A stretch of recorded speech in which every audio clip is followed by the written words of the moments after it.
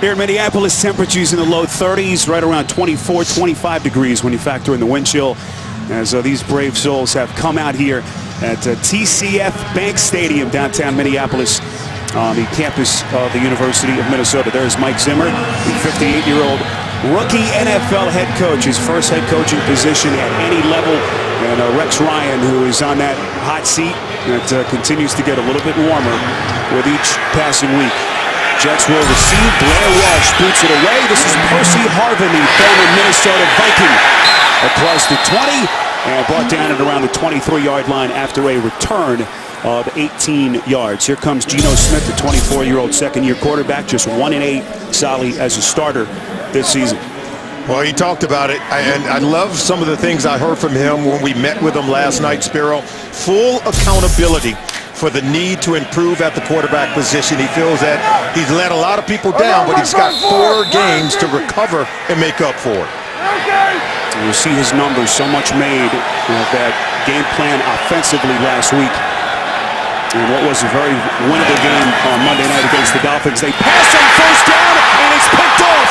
Gerald Hodges inside the 10, and he is in for the pick 6. And a nightmare start for Geno Smith and the Jets. He was trying to go to Percy Harvin on the quick slant route, and Hodges was able to jump the route. He read the eyes of the young quarterback, Geno Smith. Go ahead and take a look. It's going to be a quick slant right here. And that's where he's trying to go. If we go ahead and take a look at it, he's going to try to get it in. And look at Hodges, able to jump the route from the slot route. Hodges, he's got a good read on the quarterback, right? 27 yards on the return by Hodges today, making the start for the rookie outside linebacker Anthony Barr, who's out with the knee injury, as the point after from Walsh is good. I can't imagine a worse start for Rex Ryan's Jets as we take another look. Look at Hodges jump the route, one hand. Ball was thrown slightly behind him.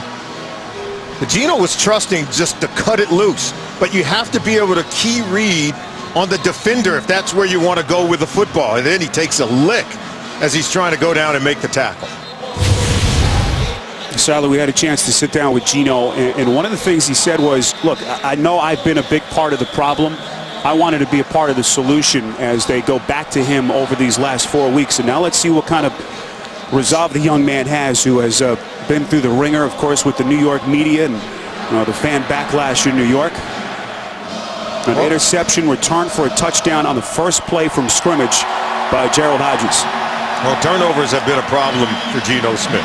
36 total turnovers in his 26 career starts. As you take a look at Michael Vick, and, they're going to talk to the young quarterback. That was his 37th career turnover. More than anything, he's got to protect the football, but he said it himself that improvement is necessary.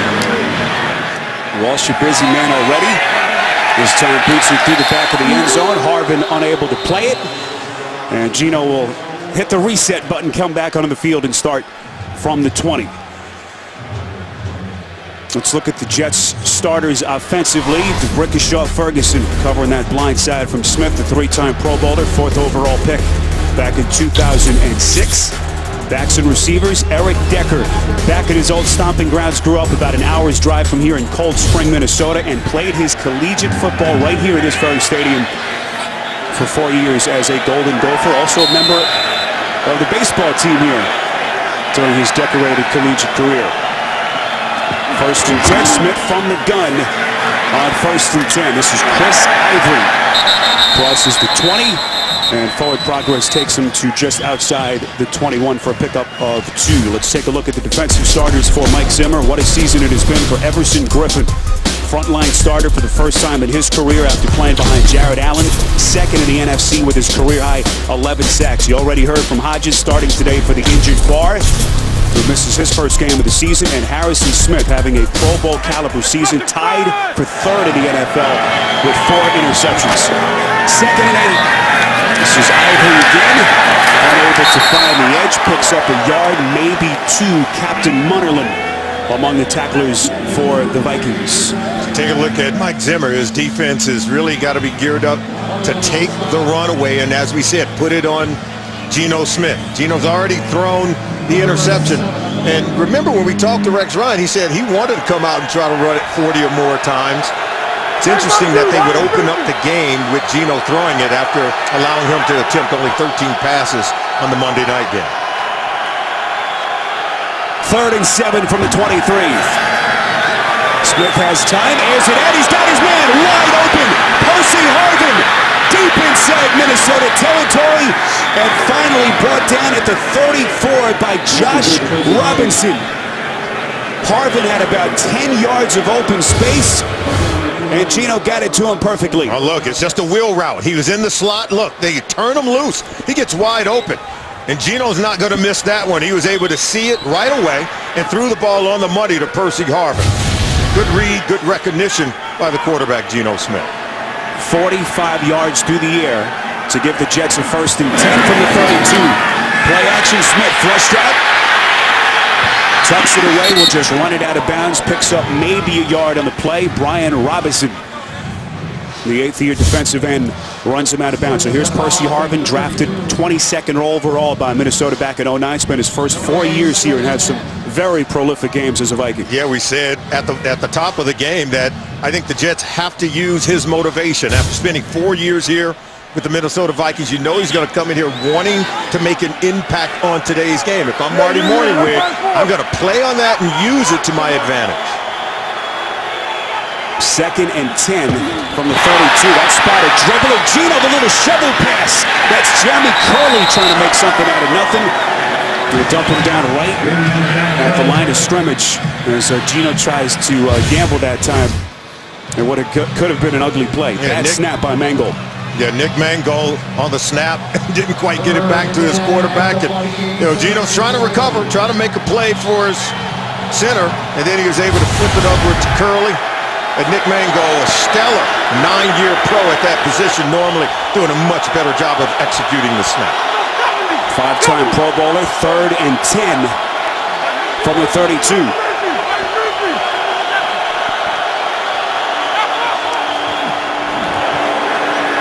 Smith under pressure, sacked.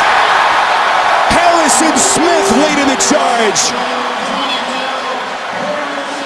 Big loss for the Jets, and they will punt after a loss of 12. Number 22, Harrison Smith. When you see him move up in the box, Spiro, that's where you have to be alert. And you got to know it's going to be a free runner to the quarterback. Jeff Cumberland can't block Brian Robinson as well as Harrison Smith to keep him off the quarterback. Good disguise on the blitz by the safety, Harrison Smith. Ryan Quigley to punt it away. Fair catch signaled by Marcus Sherrills. 34-yard punt. Nicely placed by Quigley. Another look at the pick six just moments ago by Gerald Hodges on the first play from scrimmage. Vikings with the early lead. 7-0 Vikings on the pick six by Gerald Hodges. Teddy Bridgewater, I should say, onto the field, the 22-year-old rookie, taken with the 32nd overall pick in last May's NFL draft. Today, this is his 9th career start. Some pre-snap movement. Right side of the line looked like Matt Khalil and Charlie Johnson. Here's our referee, Jerome Boger. All-star offense, number 61. 5-yard penalty, still first down. It's Joe Berger, their center. There's a Bridgewater solidly under pressure to continue to play well. Last week, his best game as a pro, couple of touchdowns in the win over Carolina, and didn't throw a pick. Really starting to limit those mistakes as he touchdown at the top. And that was against a 4-3 look. This is going to be a totally different look for Rex Ryan's defense here today. Much more exotic. Vikings keep it on the ground after the penalty. This is Matt Asiata, the 3rd-year runner out of Utah, running for a couple. Matt Khalil, who has been hampered by a knee injury, that right leg since the start of last season, really hasn't looked like himself. A Pro Bowler as a rookie back in 2012. Charles Johnson starting again at the wide receiver, a young man undrafted out of Grand Valley State who has really started to come on of late. today, making his third consecutive start, has overtaken Cordero Patterson at that wide receiver position. 2nd and 13 from the 8. Bridgewater under pressure, they'll get to him for the safety. Sheldon Richardson buries Bridgewater, and the Jets defense getting him on the board. This is an area of Rex Ryan's football team that has not disappointed during the 2014 season. You're going to see him right here. He'll come around on the stunt. See him come around, and then that's where Khalil can't recover. Bridgewater doesn't see him in time to get rid of the football. Veteran quarterbacks know you don't get caught holding the football in the end zone. Doesn't get the protection that the Jets net themselves a safety to get 2 points on the board. The NFL on CBS is sponsored by Southwest Airlines. Book your low fare now at southwest.com. Jared the Galleria of Jewelry. And by Ford. Beautiful things happen when you go further.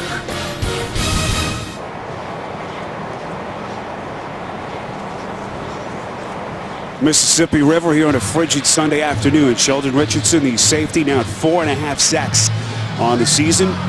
Last year, that stellar rookie campaign and NFL's Defensive Rookie of the Year as the Jets able to cut the deficit to 5.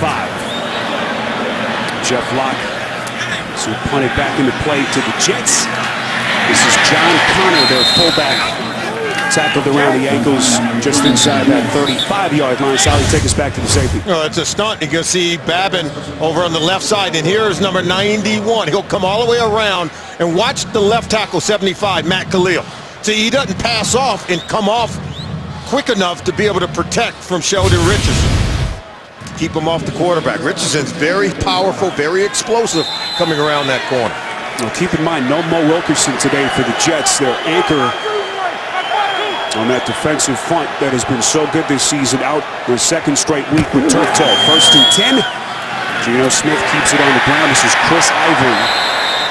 Minimal pickup on that first down play, just getting back to the line of scrimmage. Hodges, who had the pick 6 on the tackle, as Bridgewater and company going over what went down on that safety a moment ago. Yeah, you know, Bridgewater's got to trust the left tackle, Khalil, to be able to pick it up. He never saw Richardson, but at least he was able to protect the football. 2nd and 9. Ivory again. Getting close to the 40 as they pick up 4 yards. So all the talk last week about what they did on the ground, 49 runs, Sally, to 13 passes. You don't see that kind of breakdown very often. Yeah, Rex Ryan said, I never had to apologize for rushing for nearly 300 yards in a game. He felt like he spent the entire week explaining why they ran the ball so much. He said, you know, yeah, our quarterback, he's a talented guy. He does need to improve, but he said that's what you do. You run the ball in November and December to win in the NFL.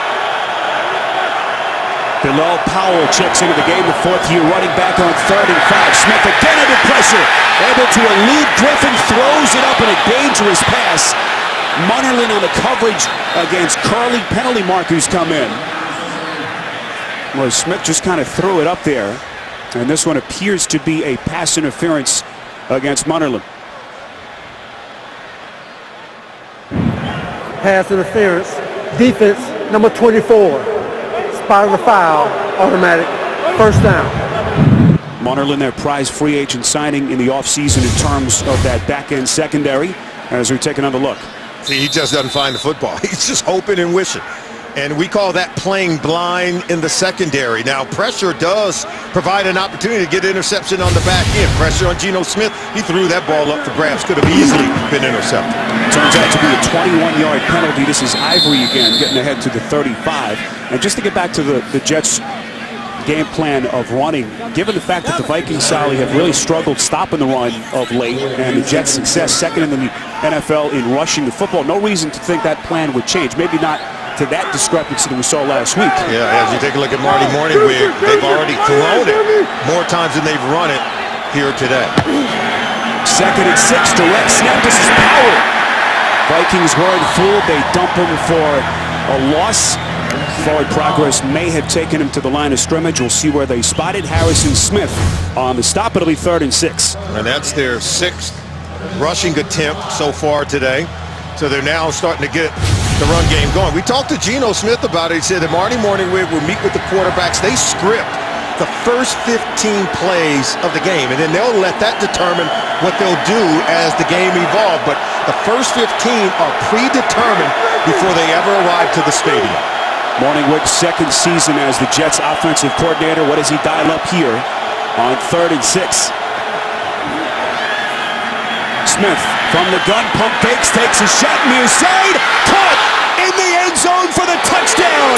It's Harvin, 35 yards as Smith finds him in the end zone. He's working against Josh Robinson to the right side, and Harvin just uses his talent. He uses his speed to get vertical down the field. He's going to go here, and then Geno gives him a chance to make a play. Now, this is an incredible throw by Geno. Underthrows it a little, but look at the adjustment by Percy Harvin. Using his motivation to come back and victimize his former team. Comes up big right there for his quarterback, Geno Smith. And a long touchdown drought for Percy Harvin ends. First touchdown reception, as you saw, since 2012. Nick Folk dealing with that hip injury this week. Bangs through the point after. Percy Harvin on a 35-yard touchdown catch, and the Jets. Oh, you can vote now for the 2015 Pro Bowl. It's fantasy football for real. Select the best players at every position, regardless of conference, either online or on your mobile device right now at NFL.com/Pro Bowl ballot. Geno Smith throwing the pick 6 on the first play from scrimmage. Since then, 3 of 3 solid, 80 yards and a 35-yard touchdown to that man, the former Viking, Percy Harvin. Right now, the Jets offense is well balanced. 6 run plays, 6 pass plays. They're showing that they do trust Geno a little bit more here today, even after throwing the pick 6 on his first pass attempt of the game. A lot of talk about Harvin, who was acquired, of course, right before that Buffalo game, Week 8. Had that huge game against Kansas City, Sally, in Week 9. The thought was that he would really, give this offense a shot in the arm, but he had been quiet over the last couple of games. Held under 30 yards receiving in 4 of his 5 games with the Jets. And so far today, 2 catches, 80 yards, and a touchdown. Obviously extra motivated coming here against his old team. Yeah, we said it at the top that if I'm an offensive coordinator and I have Percy Harvin coming to play his old team, I'm going to use that motivation to my advantage and allow him opportunities to make plays in the early going of today's game. Jets have to have it held for Folk.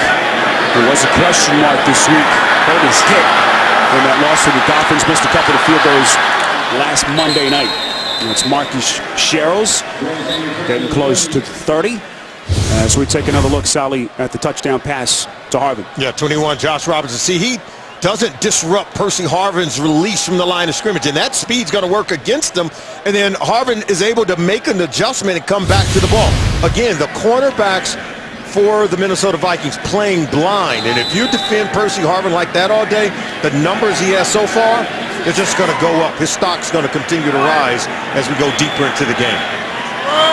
And here's Bridgewater, who began the season as the number 2 here behind Christian Ponder. Asiata picks up a gain of maybe a yard on first down. Made his first start and debut Week 4 against Atlanta, won that game. And then the starter for good a couple of weeks later in Week 6, and they've never looked back. I will tell you this, though. A lot of pressure on Teddy Bridgewater. Remember, he's playing without Adrian Peterson. And all due respect to the other running backs, the defense can really focus on the quarterback. 2nd and 9. And a short pass over the middle. This is Asiata, making his 6th start of the season, 6 yards. And that'll set up a 3rd and short. Sally, what an obstacle for this franchise. The story that really took the whole league and the sports world by storm. Peterson getting suspended after that opening game and really forced them to reshuffle the deck. This is 3rd and 3. Short pass near side. That is Greg Jennings for 7 yards. That'll move the chains just inside the 45-yard line. Yeah, even as we take a look at Jennings make this catch. Even Jennings talked about it when we met with him yesterday, and how much this offense is set back due to the absence of Adrian Peterson. Said one of the best players in the National Football League, and defenses don't have to respect our run game. And he said they are playing us differently. And so it makes it, I think, even more difficult for a rookie quarterback to succeed when the defense can focus on your young quarterback and they don't have to respect the runner in the backfield. Bridgewater, pump fakes, under pressure, has his man, and he's complete for the touchdown, and it's Charles Johnson. 56 yards, there is a penalty marker on the field. Back at the 31-yard line of the Jets.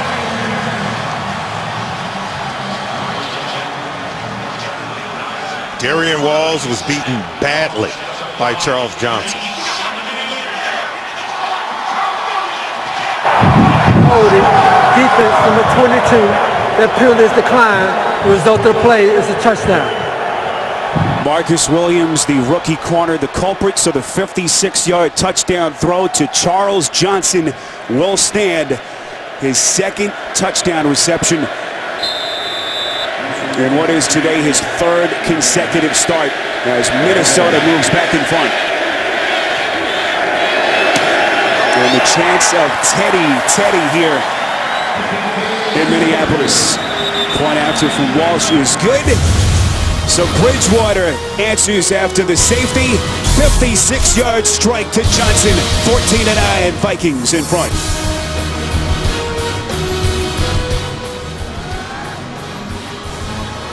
Looks like a penalty marker was thrown on the point after. Over, unsportsmanlike conduct. Offense, number 75. The 15-yard penalty will be enforced on the kickoff. Timeout. That's Khalil, the third-year tackle.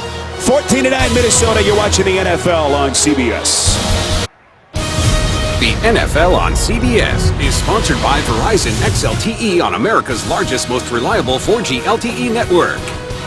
And by Bud Light, who reminds fans to stay in the game and drink responsibly.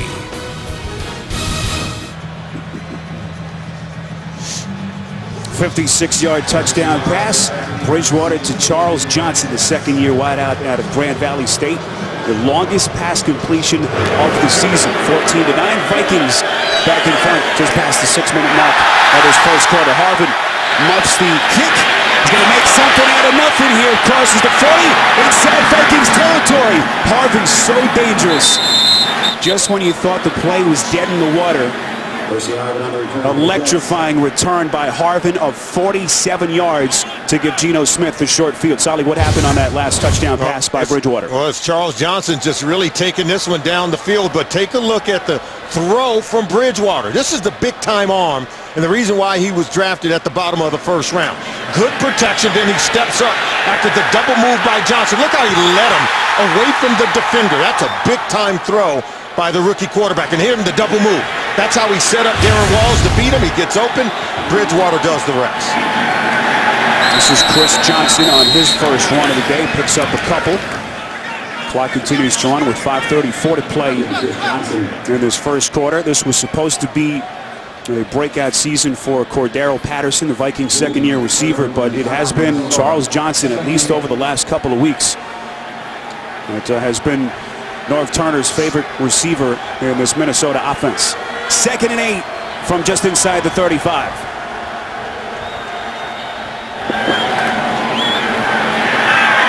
Smith has time over the middle. This is Decker, the former Golden Gopher. Nifty little cutback maneuver to get ahead to the 25. Pickup of 8 yards. And a Jet first down. Thursday, Larry Fitzgerald and the first-place Cardinals will take on the Rams as the playoff chase heats up. Thursday Night Football, Thursday at 8 Eastern, live on NFL Network. Well, Decker came over from Denver, signed that big deal during the offseason, hampered by the hamstring pull that he tweaked originally in camp. Just now starting to get close to full strength. But it has been a frustrating season, to say the least, for Decker. Johnson again. Forward momentum gives him about 3. And that'll set up a 2nd down and 7. Right now, the offense is as scripted. Marty Morningwig very balanced with this offense. They come in with the first 15 plays scripted, 8 run plays, 7 pass plays. That's the menu for today, and then the success is going to dictate what they do the rest of the game. So you like the fact that they did put together a more balanced approach, and Geno Smith is playing well in the early going if you take away that early interception. This is Johnson straight ahead, ducks inside the 20, close to the 17-yard line. Johnson, unless he has a huge rush of yards over the last couple of weeks, Sally, it'll be the first season of his career, 7 years in the league, where he will not rush for 1,000 yards, and they just never quite figured out how to utilize him in a year that has been so up and down offensively. No, I think it's been about, a committee. And, if you look at Chris Ivory, the way that he runs, I think even Mike Zimmer said he runs angry. So they do have a good committee of running backs. 3rd and short, little pitch play. This is Harvin. May have gotten to the line of scrimmage, brought down by a host of Viking defenders, and it will be 4th and 2. Remember, they ran the ball with some of the reverse action in the Monday night game against the Dolphins. 277 rush yards in that game. Very impressive. And I think it's really predicated on the strength of their offensive line. This is a really good run-blocking offensive line. I would run it even more here today, given the fact that the Vikings' run defense has not been stellar all season long. 36-yard attempt from Folk. Missed a couple of field goals, and it could very well have cost the Jets the game Monday night against Miami. Playing today with that hip flexor injury, and Folk able to bang it in from 36 yards out. Plenty of scoring already, 14-12. Jets cut it to 2 on CBS. Jets had the short field, their drive stalls, but Nick Folk able to salvage 3 points with the 36-yard field goal to cut it to 2. Having all kinds of issues keeping that ball on a tee here with the wind whipping through TCF Bank Stadium here on the campus of the University of Minnesota. This is the first time that the Vikings are playing their home games outdoors since 1981. Their new downtown stadium under construction, 20 months away from opening. So wind has been a huge factor in their home games here all season long.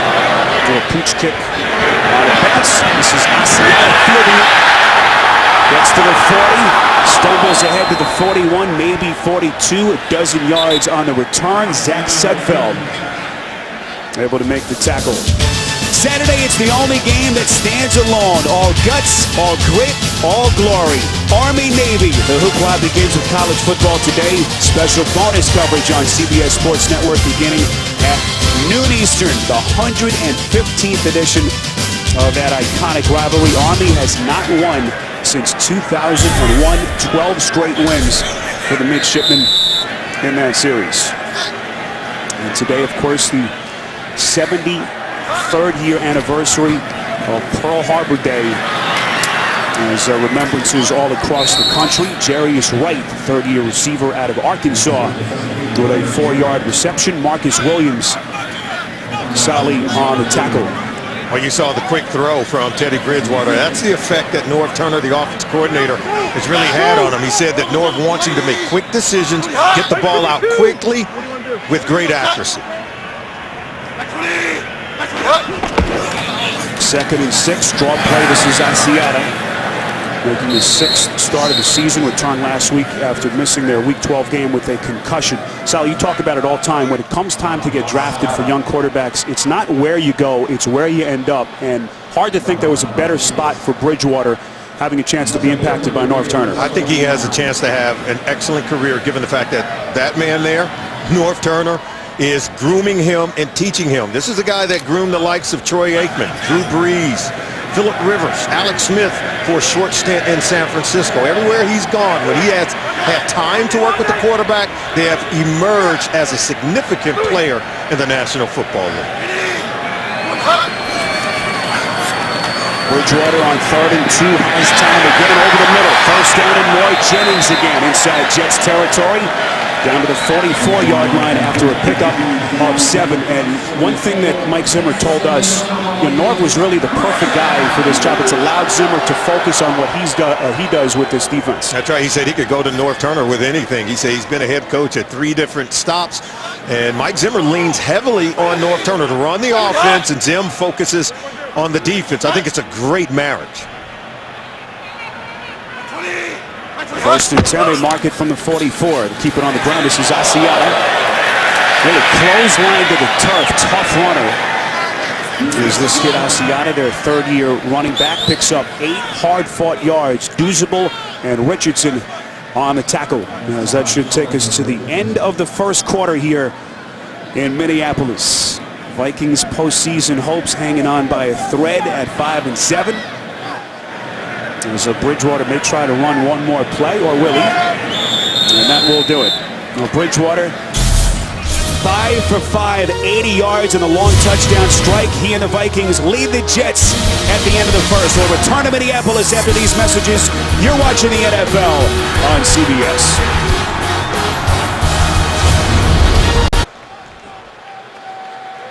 (14-12), Minnesota leading the Jets here. Spiro Dita, Solomon Wilcox, our producer Vic Frank, Chris Fenson, our director, rest of our CBS crew. 2nd and 2 for Teddy Bridgewater, and the Vikings just outside the Jets' 36.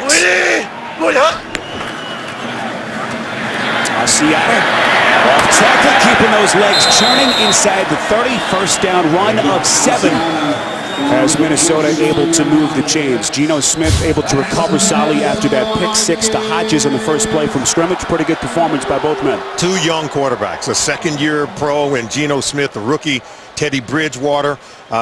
Geno Smith, he's gotten off to a bumpy start early in his career. Teddy Bridgewater is now starting to see the light. The game is beginning to slow down for him, as evident of a good game he had 1 week ago. And a trickery. This is Patterson. His first touch cuts inside the 25 and ahead to the 23 with a pickup of 6. We head to New York for our first update of the day with JB. An important matchup indeed, Bill. Yeah, AFC North, Sully. Here's Heath Miller off the play action. 1 yard from Ben Roethlisberger. And Pittsburgh takes the early lead 7-0 in the second. Spiro and Solly. A lot of eyes on that game and what has been a brutal battle in the AFC North all season. Cincinnati hanging on by the skin of their teeth atop that division. 7th play of the drive for Bridgewater and company. 2nd and 4 from the 23. Bridgewater, pocket collapses, hit as he throws, has his man wide open. Johnson, football comes loose, no signal yet. Now they say touchdown. 23 yards as Minnesota able to recover, and they build on their lead now at 20-12. Wow, this is going to be Charles Johnson. Watch, he comes in, and then he comes all the way back out across the field. They lose sight of Johnson, but Teddy Bridgewater doesn't. And look, he fumbled before crossing the goal line, but then he recovers it. Look at that. It's going to be recovered by Jerome Felton for the touchdown. That ball was out before he crossed the goal line, right after that hit by Jarrett. And then there you can see it's going to be recovered by Felton. Touchdown Vikings. What an interesting play. Teddy Bridgewater even took a hit. There was tremendous pressure on the quarterback as he was able to get rid of that ball just before he took a whack by one of the defenders from the Jets. Call is confirmed up by the replay people here in Minneapolis. Walsh's point after is good. First touchdown of the season for Felton. And the Vikings up in front of the Jets, 21-12 on CBS. 7 plays, 58 yards. It counts as a catch by Charles Johnson, a fumble, and a recovery for a touchdown in the end zone by Jerome Felton, their fullback. Now, we should point out, if that play had happened inside of 2 minutes of the first half, they would have marked it solidly at the 1 because of the fact that, of course, you can't advance the football on a fumble. Not for a touchdown. Anyway, yeah, you can't advance it in under 2 minutes. Goes all the way back to, remember the Oakland Raiders, John Madden's Raiders against the San Diego Chargers, that play known as the Holy Roller. Dave Casper dribbling inside the end zone to fall on it for a touchdown. Well, it's been a wild first half, hasn't it?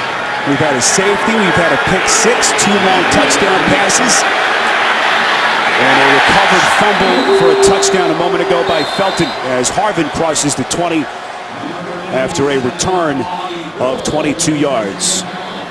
I'll get the fastest football scores and updates with the CBS Sports app, the fastest app for sports fans. Download it right now, the CBS Sports app. Temperatures in the mid-20s today when you factor in the wind chill. TCF Bank Stadium on the campus of the University of Minnesota, where the Vikings are playing their home games until that downtown stadium is complete. About 20 months from where we stand right now. First and 10, Smith. Flushed out of the pocket. Won't take any chances. Throws it out of bounds. Chased by Robinson. Back to New York in an update with JB. Andy Dalton looking for consistency. Yeah, after Pittsburgh score, Andy Dalton for 3 for 3, 75 yards on the drive. This 10-yard one that Jermaine Grisham ties the game 7-7 in the second. Spiro Didi, Solomon Wilcots. Sorry, who's taking up the vision? I tell you what, we won't know till the final week. That's what it looks like. Here's Ivory. On second and 10, barely picks up a yard, maybe 2, as they were spotted close to the 22-yard line. So 3rd and 8. We'll see what Marty Mornhinweg elects to do here. Ivory, Sally's been one of the few bright spots with this team, approaching 700 yards on the ground. A 50-year product out of Tiffin University in Ohio. Powell the lone setback on 3rd and 8. Curley in motion. Jets able to pick up the blitz nicely. Decker on the catch. First down if it stands. Penalty marker on the field. Closer to the line of scrimmage. It's a 14-yard reception by Decker. Now we wait the call from our referee today, Jerome Boger.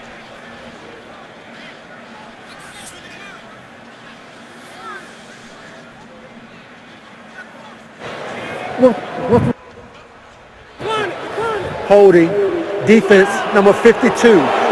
That penalty is declined. The result of the play is a first down.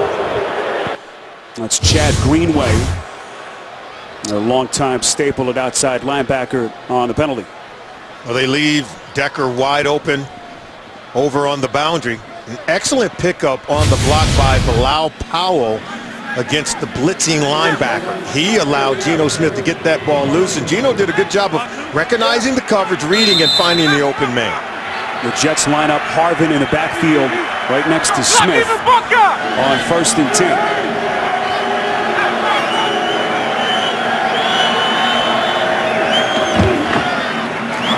Draw play. This is Harvin dancing his way across the 40 after a pickup of 5. Another penalty marker on the field. Griffin on the tackle. Offense, number 66. 10-yard penalty. Replay, first down. It's Willie Colon. Solly, wild first half. We had the pick 6 on the first play from scrimmage by Hodges. And the fireworks ensued from there. Yeah, things are happening. Sheldon Richardson gets in on the act, providing the safety on the sack for Teddy Bridgewater. And then Charles Johnson's going in for a touchdown, but then he's hit. Goff is fumbled, recovered by Felton for a touchdown. And this is what we've had today for our scoring summary. We've had some of everything. It's like gumbo. We got it all. All we need, I guess, is a rushing touchdown, and we'll be hitting for the cycle. Jets whistled for their first penalty a moment ago. We'll see who came across first here. It looked like Griffin, but was he drawn off sides by the Jets?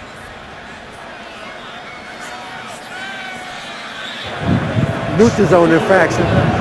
Defense, number 97. 5-yard penalty. Still first down. You see Griffin right. You see the movement, 97 right there.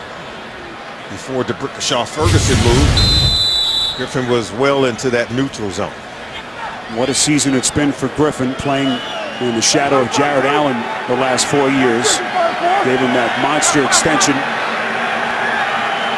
during the offseason. And he is second in the NFC with his career-high 11 sacks. Smith on 1st and 15. finds his man. That's Harvin again. It has been a busy first half. Harvin was never touched, and that second effort able to get the first down and more for the Jets. Yeah, and, it's about sense of urgency. Watch Harvin. He's going to catch it, going to fall down. You get the sense that Wilson sort of lets up right here. But Harvin's going to get up and then pick up the first down. Look, before he's touched, he's already off the ground and powering forward for the first down. What did Harrison Smith tell us? He said he was one heck of a teammate. He's got the mindset of a defensive player. He's tough. And Smith said Percy's his favorite player to watch. Obviously a different story today. This is Ivory. Unable to get to the edge. The football comes loose. Looks like it was after contact with the turf. Another penalty marker on the field right at the line of scrimmage. At the 50.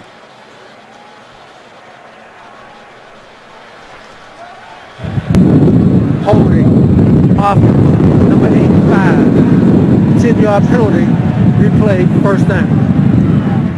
That's the tight end, Jeff Cumberland. Sal, you can hear the wind whipping down That's right. on the field. Major concern for both of these offenses. I think it shows you the arm strength of both quarterbacks. They've been able to drive the ball downfield in this win. We've seen a long throw from Bridgewater. We've also seen Geno Smith drive the ball with great accuracy in this win.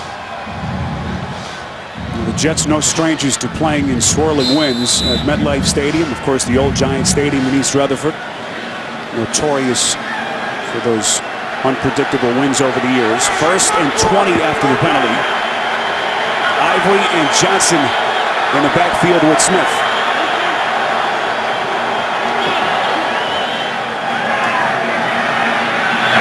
Smith steps up, strikes and hits Curley on a crossing pattern. 18 yards close to the first down inside Minnesota territory. I gotta tell you, I'm impressed with some of the throws that I'm seeing from Geno Smith. Watch this throw as Curley comes over the middle. He waits for him to clear the linebacker, then right in that window. Look, that ball's thrown with great accuracy, what we call ball placement, where the runner Curley can continue to create yards after the catch. Excellent throw with great accuracy and even better timing. Geno at the moment 7 of 9, 136 yards, the touchdown and the early interception. Smith 2nd and 3, thrown far side, incomplete. Chris Owusu had it, and now they say he caught the football. Well, he did. He should have caught it. It is a completed pass. What concentration by the second-year man out of Stanford. Look, ball would land right in his lap is what happened. He was pried loose. Now, he should have had it at first attempt, but watch the ball. Ball's right in his lap. Great concentration to stay with it. And again, another good throw from Geno Smith. 1st and 10. Jets keep it on the ground. This is Johnson. Lunges ahead, needed to get to the 28 to move the chains. That's a 7-yard run as the clock continues to run now. Coming up on 9 minutes. See the pass distribution? None to the backs, none to the tight ends. All 10 to wide receivers. That means they're going outside with the ball with Geno. What did Geno tell us? He said this is the same exact defense we saw 1 week ago against the Miami Dolphins. And he's right, because Kevin Coyle had coached in Cincinnati with Mike Zimmer, so he's getting a very familiar look. I think it's lending to his success. 2nd and 3. This is Johnson again. Close to that first down for the Jets. He picks up 3, tackled by Greenway, and it is enough to move the chains. It'll be 1st and 10 for the Jets. Here we talk about getting a look at the defense. Geno was very clear when we spoke with him last night. Said he wasn't offended by the fact that they only allowed him to attempt 13 passes last week. He said each week the coaches address, they tell us what they expect from us.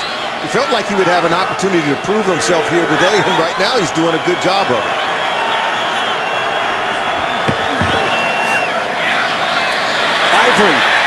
Inside the 20, still going. All the way down to the 12-yard line. Jasper Brinkley, the 6th-year linebacker, finally able to get to him, but not before Ivory picks up 16 and a first down. He's going to come around, and watch when he gets to the second level. To me, the best running backs makes defenders miss in space. Watch Harrison Smith, 22. Can't get him down. And Harrison Smith is a really good safety in the National Football League. But Chris Ivory is able to make quality defensive backs miss in space. Longest run of the day for the Jets. 10th play of the drive, 1st and 10 from the 12. Ivory trying to find the edge inside the 10 and forced out inside the 5. What a run by Ivory. Blanton, the safety, bangs him out. What did Mike Zimmer tell us yesterday? This kid, Chris Ivory, runs mad. And that's what we've seen these last couple of plays. He also told us that his defense is not doing a good job of tackling. Look, they can't get him on the ground. He's made defenders miss on 2 consecutive plays. And so this is the area that concerned Mike Zimmer the most about his defense. Last week they gave up 170-plus yards rushing to the Carolina Panthers. And right now, the Jets are getting it cranked up, mixing it up, run and pass to move the ball on this drive. Have to be impressed with Geno Smith marching him down the field. 11th play of the drive. Football comes loose. Who has it? Minnesota does. Captain Munnerlyn, 24, looked like he was the guy to recover it. Huge play. Chris Ivory, good running, but more than anything, you have to protect the football. As he approaches the line of scrimmage, going to the goal line, ball punched out, recovered by the Vikings. Turning back the New York Jets as they're knocking on the door. Second turnover by the Jets, a drive that appeared to be headed in for the touchdown. And Sally, what a play by Andrew Sindeo, the undrafted 4th-year safety, stripping Ivory. And Minnesota takes the football back. Yes, he's knocking on the door inside of the 5-yard line. Wow. Jets had an 11-play drive that had covered 76 yards. You won't see a better defensive play than this, as Ivory unable to cover up the football. Yeah, he's got to be able to protect the football there. See, it's in one hand. You go into traffic in the National Football League, defenders are good enough to not only tackle you, but strip the ball simultaneously, and that's what Sindeo does. You can see much to the dismay of the quarterback, Geno Smith. Ivory looks so impressive on that drive. 2nd and 9, Bridgewater, they give to Asiata. Across the 5. As he picks up about 3 yards. And Sally, that's really the kind of season it's been for the Jets. So much frustration, calamitous from so many directions. But those are the things you see. Some of the unseen things is the way you come back from failure. And Rex Ryan talks about it, and all the players talk about it. The ability to overcome moments, disappointing moments like that. You can't allow it to crescendo into something that's much worse as the game goes on.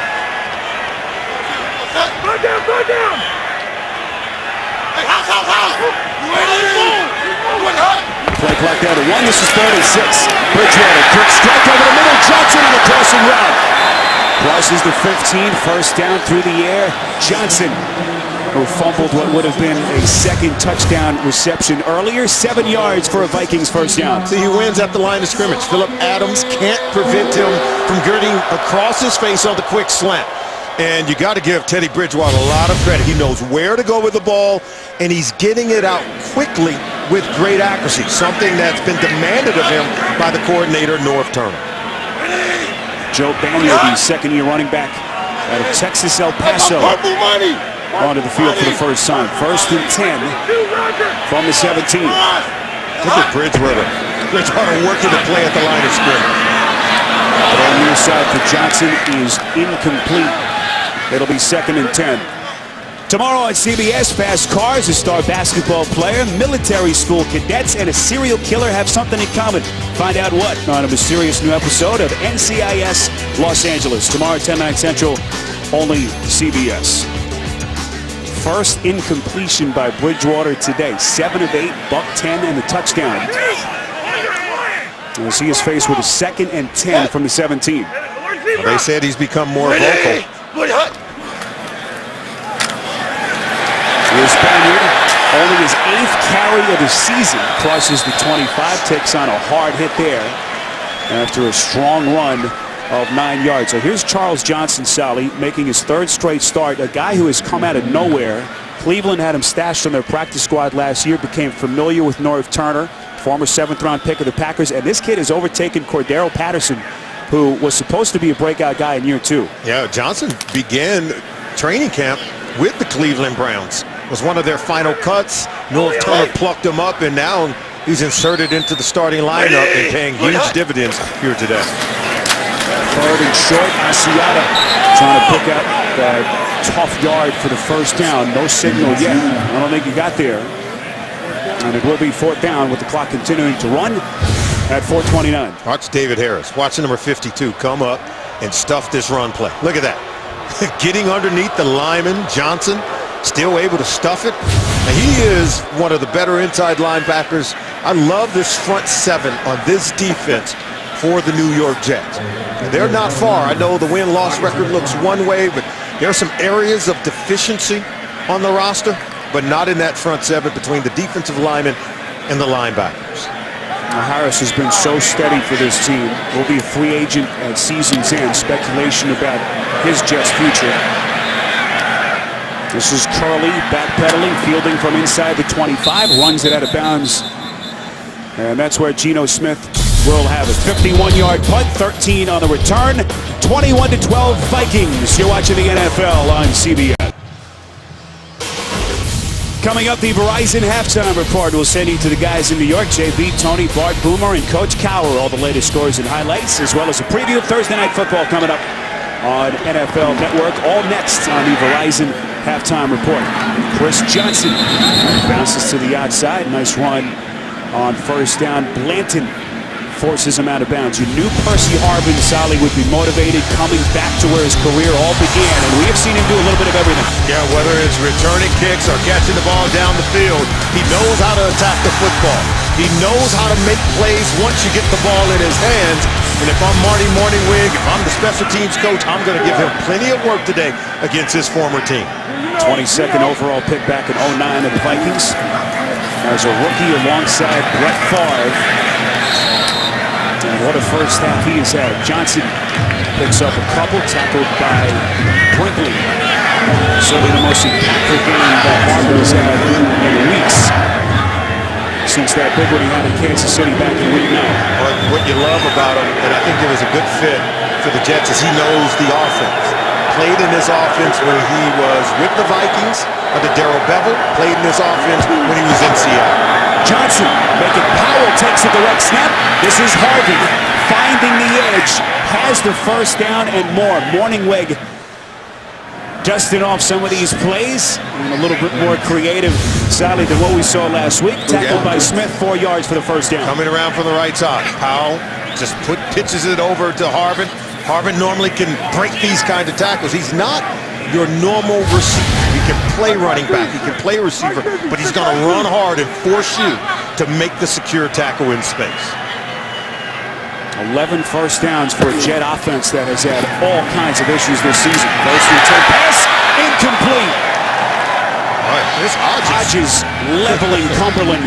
It'll be 2nd and 10, and boy, you feel that a little bit more on a day like today with temperatures below freezing. Hodges is making plays. Remember, he's in the lineup replacing the first-round pick Anthony Barr. He's already made his presence felt. First pass of the game, had the pick 6, and now defending the pass down the field. So he's good in space, shows you he can defend the passing game, and he's been really good in and around the line of scrimmage. Draw play, this is Ivory. Inside Vikings territory, down to the 49, maybe 48. 5-yard on the run as Hodges makes the tackle. That takes us to the 2-minute warning. Jets down 9. You're watching the NFL on CBS.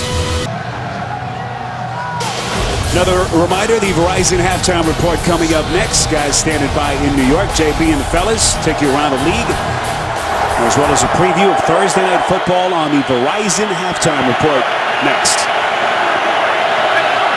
2 minutes left. Jets with all 3 timeouts. Critical 3rd and 5 from just inside the Minnesota 49. Jets 4 of 6 on 3rd downs today. Smith from the gun takes a shot over the middle. It's incomplete. Curley asking for a flag. There is one thrown on the near side of the field. Munnerlyn on the coverage. There was contact beyond 5 yards, and I think it was initiated by the defender. 2 penalty markers on the field. 1 near side, 1 far sideline. Our referee today, if you've just joined us, is Jerome Boger. There are 2 fouls on the play. both against the defense. Holding. Defense, number 29, that penalty is declined. Pass interference, defense, number 24. Spot of the foul, automatic, first down. So the call against Mutterlin is the one that Rex Ryan will accept. Right in the slot against Curley, right here. See at the top of the route, see him grab the jersey? And this is the point of emphasis that we heard so much about in training camp, preseason, and officials were all over it as Mutterlin did grab cloth and did impede the progress of Curley to be able to make a catch on the ball. Turns out to be a 14-yard penalty. Sets up a 1st and 10 for the Jets from the 34. Geno Smith, 8 of 11, buck 43, a touchdown and a pick. What a play by Smith! Escaping what would have been a sack, picks up 7. Appeared to be headed down. Tom Johnson, Sally, had him wrapped up, and somehow Smith gets away from him. Oh, he's doing a really good job right now. Under 2 minutes, moving the offense. He is in complete control right now. 2nd and 3, draw play, Johnson. Able to get to the 25. Sally, what is Morning we're trying to do here attacking this defense with all 3 timeouts? I think he has an advantage, particularly on the outside with Curley. We've seen Percy Harvin be able to shake loose. I think they're winning the one-on-one matchup advantages, but their ability to run the ball has afforded them to have the one-on-one matchup. As long as they can protect Geno, he appears to be in good rhythm, making good decisions with the football. 8th play of the drive. This is Ivory, who had the fumble earlier on a drive that appeared to be going in for a touchdown. 6 yards and a 1st down run for Ivory, as Rex Ryan will burn his first timeout. Jets down 9 on CBS. The NFL on CBS is sponsored by Walmart, where you'll find unbeatable prices on this year's top gifts. And by Kelley Blue Book. Find out what you should pay for your next new car at kbb.com.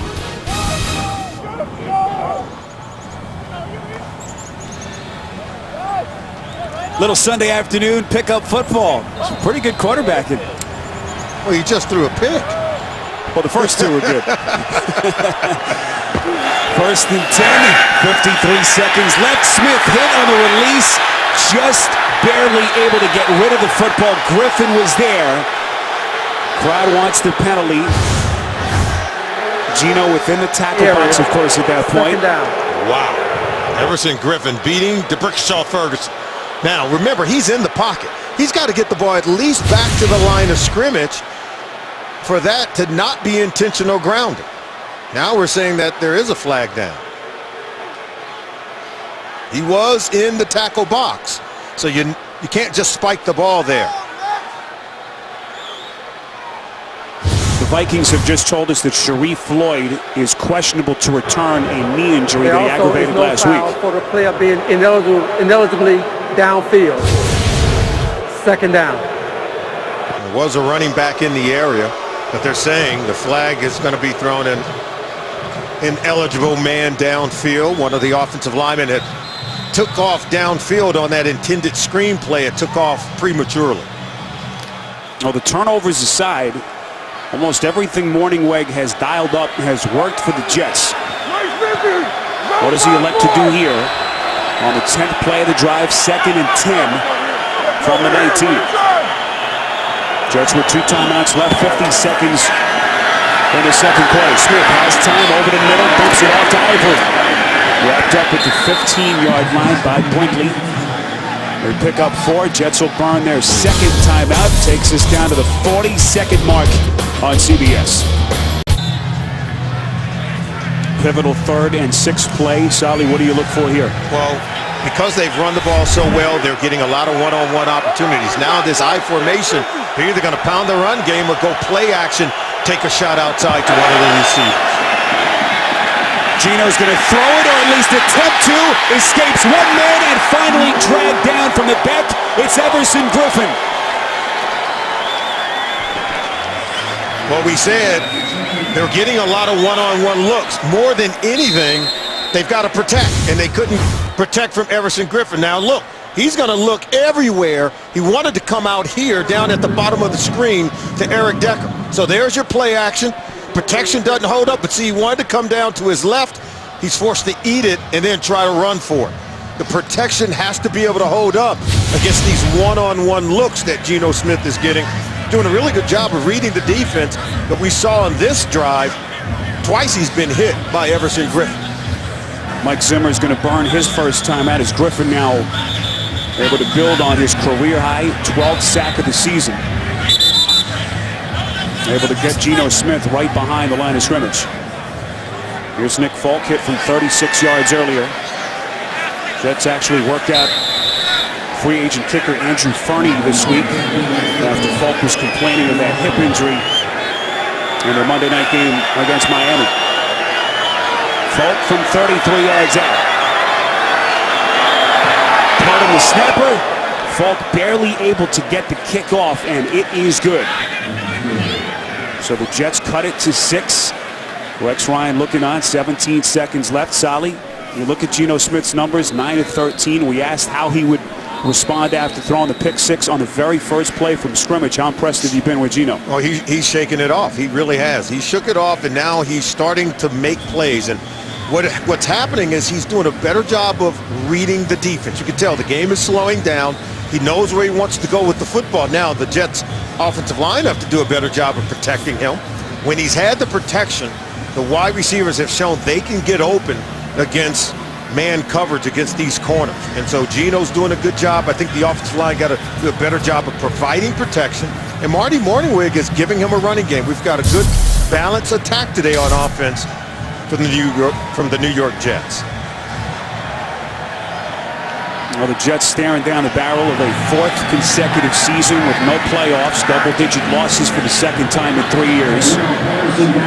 But for Geno Smith, so much still to play for.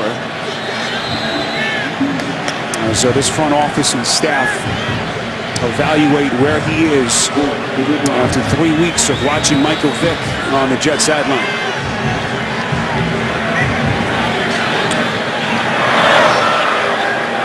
The rolling kick by Folk. Vikings cross the 40. Jets are going to give the Vikings, Sally, pretty good field position. They do have 2 timeouts left. 12 seconds remaining. You know what that means, right? They're afraid to kick it to Percy Harvin. They'd rather give him the field position there as opposed to kick it deep to Percy. Not so sure I agree with that. Here comes Bridgewater back on the field. 2 timeouts left. Bridgewater so far 7 of 8, buck 10 and the touchdown. 56-yard strike to Charles Johnson. They're going to line up Bridgewater from the gun here. He's going to take 1 shot. With 17, they get 12 seconds left. With a short pass, Banyard underneath inside Jet territory ahead to the 47. First catch by Banyard today, picks up a dozen. And they will stop the clock here as they move the chains. 3 seconds left. And now Minnesota will burn their 2nd timeout. Coming up tonight on 60 Minutes, is there a new way to treat cancer? A revolutionary doctor thinks so. Here are his plans, only on 60 Minutes tonight, only CBS. Spiro Ditas, Solomon Wilcots, our entire CBS crew. Vikings in front of the Jets, 21-15, 58-year-old Vikings head coach Mike Zimmer. Those Vikings still mathematically alive for a postseason spot at 5-7. Trying to win back-to-back games for only the 2nd time this season. They did it back in weeks 8 and 9. Road win at Tampa, and then a home win here against the Redskins. What you love about Mike Zimmer's team is they're always competing, always contesting, even with 4 seconds remaining here in the first half.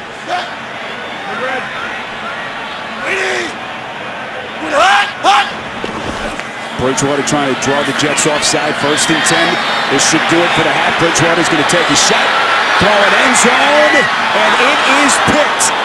Darren Walls with the interception. His 2nd of the season. Bridgewater just trying to make something happen. Vikings, keep in mind, will have the football to start the 2nd half. Here's another look at it. 3 men in the area. Walls come down with it. Jets had it well defended. End of the first half, Vikings leading the Jets 21-15. The Verizon halftime report coming up next. You're watching the NFL on CBS.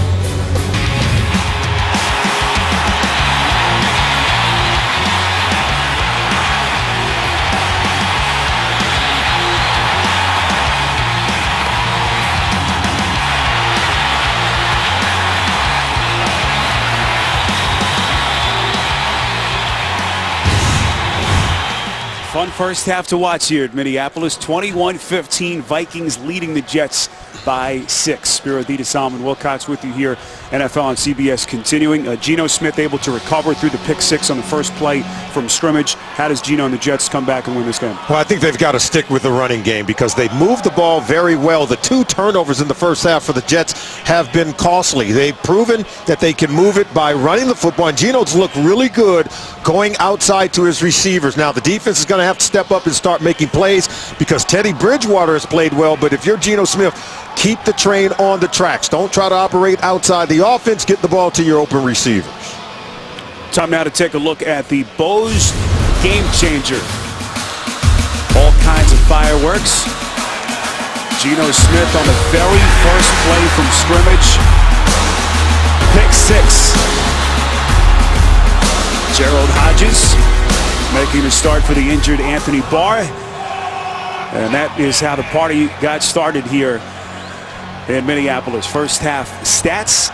Sally, how impressed were you with what the Jets did offensively? No, I was very impressed with the fact that they had balance. Their first 15 plays on offense, they come in with them scripted, and they were really true to form. They had, 8 run plays, 7 pass plays. They were really good in terms of just maintaining balance, keeping this defense really from coming after their quarterback, Geno Smith. And so if you're Rex Ryan, you're going to continue to pound the run game, get the one-on-one opportunities. And what about Percy Harvin? He's been phenomenal in the early going of today's game. Harvin, 3 catches, 97 yards, had a long touchdown reception from Smith, 35 yards out. And that's where we stand as we start the third quarter here at TCF Bank Stadium on the campus of the University of Minnesota. This is Cordero Patterson. Across the 25. Jets say they have the football. 22 yards on a return. And now they say Jets football. Every turnover subject to automatic review. You see TJ Graham holding the football for the Jets. Recovered by the defense. First down, New York. Wow. That ball is laying on the carpet for quite some time. Watch once Patterson's hit. See, ball is out, and he's not on the ground. So that's going to be fumble. The ball was loose, even though it was sort of cupped in his elbow. But you see how long the ball was there. Okay, see, the ball starts to come out prior to him hitting the ground. Even though it wasn't completely out, you could tell it was on its way out. And that's why, even after they take a look at it, I still think they're going to uphold the call on the field. And it was ruled a fumble, and you can see the ball was loose. It was moving. We'll wait and see when we come back. A fumble by Cordero Patterson on the opening kick of the second half, and now the call from Boger. After reviewing the play, the ruling on the field stands as a fumble. First down, New York. All right, let's bring in our officiating expert from New York, Mike Carey. Mike, take us through that last play. Well, guys, this is a 2-part review.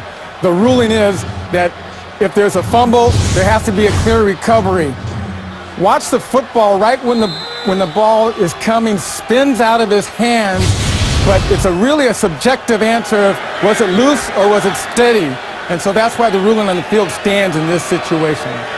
All right, Mike, thanks. What a play by Bilal Powell, the backup running back for the Jets, and Trevor Riley, the 2 men who converged on the tackle as they keep it on the ground with Chris Ivory. So turnover, Sally, on consecutive plays for the Vikings. Keep in mind the Bridgewater pick, last play of the first half, and now the turnover by Patterson. Yeah, now let's see if the Jets can capitalize, because the Vikings were able to take advantage of miscues and turnovers by the Jets in the early going of the game. They've got to be able to make up for it with this great field position.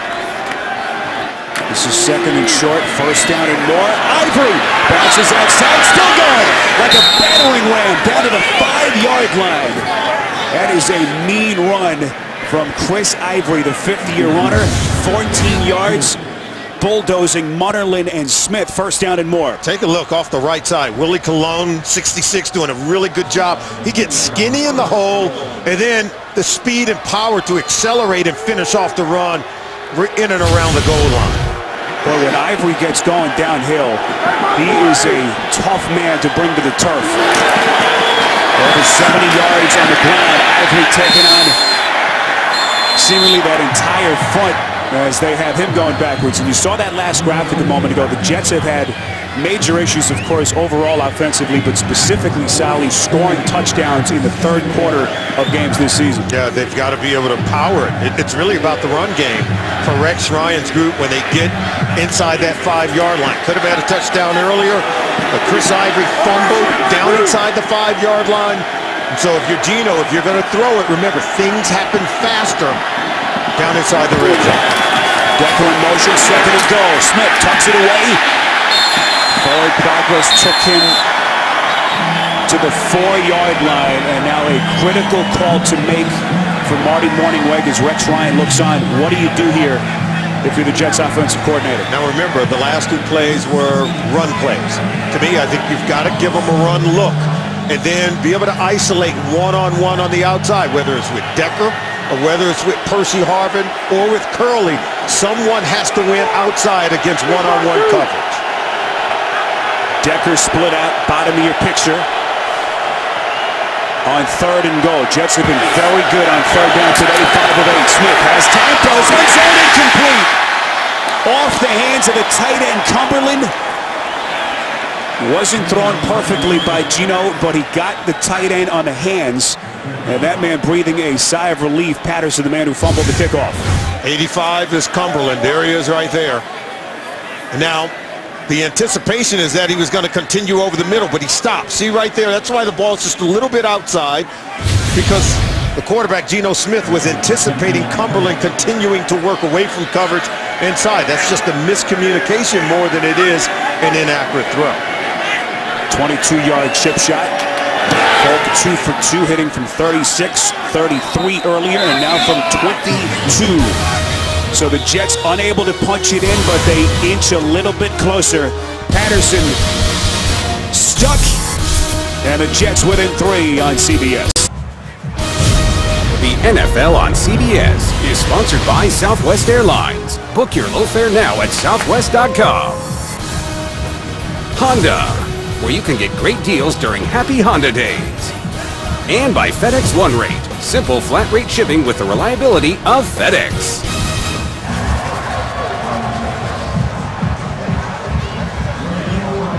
22-yard chip shot by Nick Falk. 6 plays, 22 yards. After the fumbled opening kickoff of the half by Patterson. And the Jets cut it to 3 early stages of this third quarter. Spiro Dita, Solomon Wilcox, our producer Vic Frank, our director Chris Fenson, rest of our CBS crew. Patterson again bobbles it for a moment. Takes a vicious hit at the 13, somehow still going. Boy, that may have rung his bell. Patterson 13 yards on the return, but boy, did he pay the price. And boy, did he. He at least held on to the ball after finally securing it right there. Takes a lick, still holds on to the football.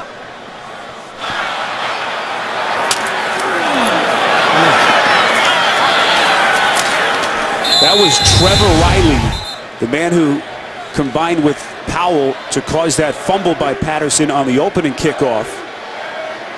Sally, the lights may have gone out for him as well. Riley's making plays on special teams, that's for sure. First and 10 inside the 15-yard line. This is Asiata.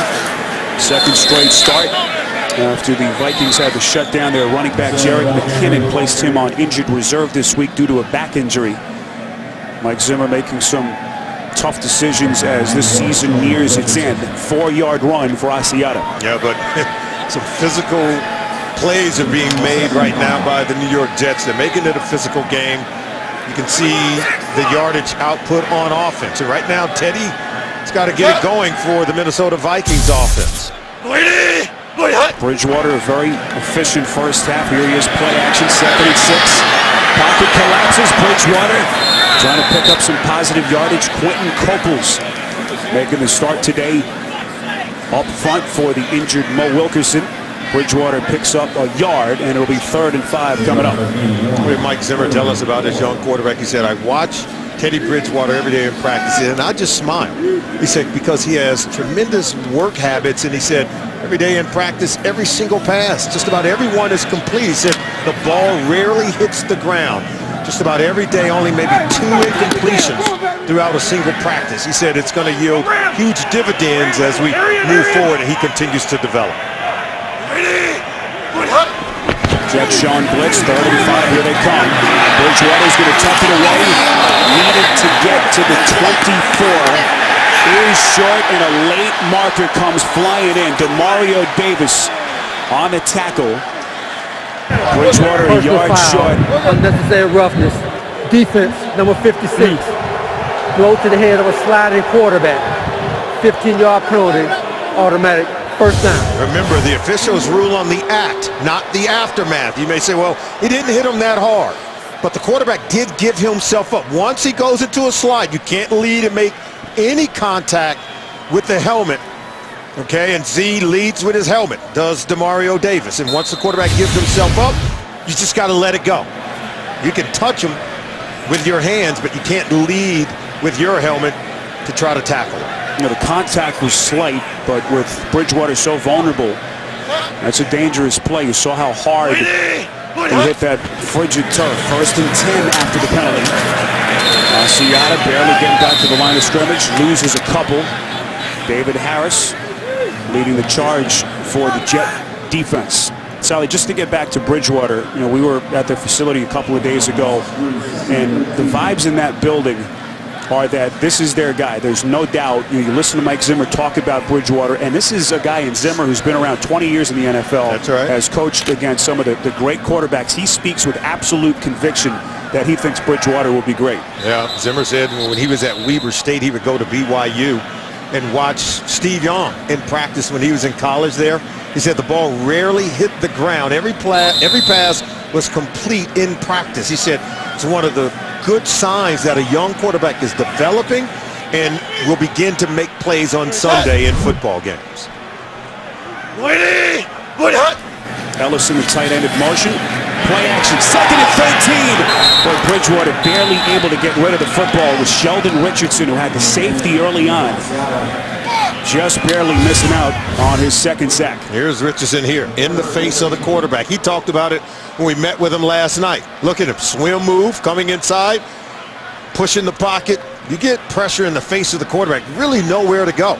See, Bridgewater wants to climb the pocket and step up, but not with Richardson there. Last year's defensive rookie of the year making his presence known in that backfield of the Vikings. We had a chance to sit down with Richardson, said he expected Vikings to go his way today with Wilkerson out their 2nd straight game. What a game Richardson has had so far. 3rd and long. Bridgewater. Pressure coming from every direction. They dump him for another sack. 2nd time they've gotten to him today. Antonio Allen. There is a penalty marker on the field. Allen, who had just limped off on the last Jet kickoff a moment ago. Prior to the quarterback being sacked, holding, defense, number 20. 5-yard penalty, automatic first down. Wow. And that is Kyle Wilson. Killing Rex Ryan's defense right now. There's just 2 consecutive 3rd down plays where they made the play to get off the field. And they're going to force a punt, but no. This is watching the slot, right? There's Kyle Wilson right there, grabbing hold of the receiver. That's number 15, Greg Jennings, and now it's a new set of downs for the Vikings. That's the 3rd defensive holding today against the Jet defense. Asiata able to get to the 45-yard line. Sally, we mentioned all the issues that the Jets have had with their secondary. Kyle Wilson, a kid who they took 29th overall in 2010. If there was ever a year that the Jets needed Wilson to step up and be a player, this was it. And he's just disappointed. There's no way around it. Injured Viking is Charlie Johnson, their 8th-year guard, as the trainers come onto the field. Looks like Charlie Johnson, the Vikings starting guard, got rolled up on. They will cart him into the locker room. We'll get an update as quickly as we can. Former Jet Vladimir Dukas will slide over from the right guard to the left. Jets took him in the second round back in 2010. This is 2nd and 5. Asiata, the third-year runner, brought down just short of the 50 after a pickup of 4. Another look at the injury to Johnson. Yeah, let's take a look. See there. Is he going to fall right on the back right there? Boy. Right on that right ankle. That's where big offensive linemen are most vulnerable. Sally, you're 300-plus pounds and you plant a leg and have someone fall on you like that. That is just so dangerous. And you hope for the best for Johnson. 3rd and short from inside the 49. Little pitch play. Seattle cuts back. 1st down and more. Inside Jet territory. Lunges ahead to the 46. 5 yards. And a Vikings 1st down. Yeah, well, that was a good-looking play. Pitch to Asiata. But watch him. There was a defender there, and watch him just stick that foot in the ground and get vertical. See him tack the line of scrimmage? You can see Dewan Landry, 26, out there. He can't make the tackle in space. See, he's able to come up, and he gets vertical. It was just good decision in terms of him attacking the line of scrimmage to pick up the 1st down. Asiata making his 6th start of the season. He ventured the injury to McKinnon. Vikings, on express. 1st and 10. Asiata keeping the pile moving. Close to the Jet 40. Asiata, undrafted out of Utah. Vikings stashed him on their practice squad. His first significant moment came late last season, week 15 against Philly. Adrian Peterson, Toby Gerhart both injured. He scored 3 touchdowns in that game. And he's actually matched that, Sally, 2 other times. He's had 3 games in 1+ seasons where he's rushed for 3+ touchdowns. All right, you can see he's been productive, 3.3 yards per carry average, but the 6 rushing touchdowns, that's what's most critical. Play action from Bridgewater, 2nd and 4, swings it near side, it's caught. Jennings out of bounds, shoved by Walls, 17 yards and another 1st down. You know, this cold weather is nothing to Greg Jennings. Played in Green Bay, told him Brett Favre kind of helped him understand how you make plays in cold weather games like that. 2 feet down after stabbing that ball. Great handball catcher is Greg Jennings. That right foot, that looks a little close now. They may want to take a look at that one. No signal yet. Wow. And now it looks like the challenge flag has been thrown out by Rex Ryan. There it is. Worth looking at if you're the Jets. New York is challenged in the middle of the field of a completed catch inbound. Was the right foot of Jennings inbound. Stay with us.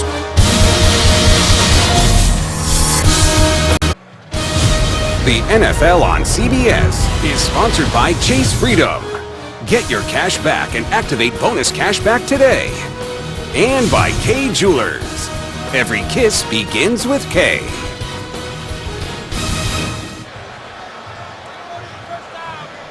Call on the field, a completed reception by After Jennings. reviewing the play, the rule on the field will stand as a completed catch inbound. 1st down, Minnesota. Jets will be charged a timeout as we take another look at the right foot of Jennings.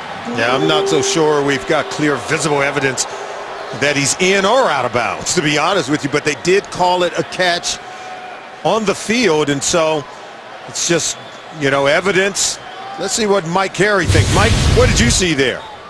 Yeah, what I saw was that foot hitting right next to the sideline, but you did not see a divot come out of the white. So stands is at least the call there. Great call on the field. All right, Mike Carey, our officiating expert from New York. Jerome Boger, our referee today. 1st and 10, it counts as a 17-yard pass play between Bridgewater and Jennings. Asiata has been the workhorse, now approaching 50 yards as we take another look at the catch by Jennings. Now, is it clear and indisputable? I'm not so sure, but you can see where the official is positioned. He's right on top of it. And I agree with Mike Carey. The fact that the official was right there was a great call on the field, real time without replay. That's just, I think, a testament to how difficult the job is for these officials and how often they get it right when it's a bang-bang play. Couple of injury updates. Vikings guard Charlie Johnson, lowered leg. They're saying questionable. And meantime for the Jets, Trevor Riley, a head injury, also questionable to return. 2nd and 9. Bridgewater has time, finds Asiata, who has been their workhorse almost exclusively here in the third quarter. Pick up only a yard, tackled by Kyle Wilson. It'll be 3rd and 8. And as you look at Teddy Bridgewater go to work here, Spiro, I think it was Greg Jennings who told us, he said, you know, there are a lot of people in the ears of this young quarterback, but even Teddy said that Greg Jennings has become a mentor to him. He said the one thing that's resonated with him in terms of what Greg Jennings has told him, he said, if you see it, it's too late.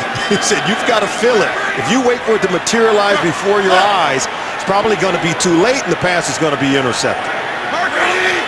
Bridgewater has orchestrated a long drive, 13th play here. Bridgewater throwing off balance, back foot. Not taking a chance. Jennings, the closest target in the vicinity. Walls on the coverage. Mike Zimmer will send out his field goal unit. And I'm sure Rex Ryan is saying, how many times do we have to stop him? They've given him a number of chances on this drive, but as you can see, good pressure from the defense on Teddy Bridgewater, forcing him to throw it away. But most of this drive by the Vikings offense has been aided by way of penalties on the Jets defense. Here's Blair Walsh, 39 yards. One of the top distance kickers over the last couple of years, and that is no good. He missed it.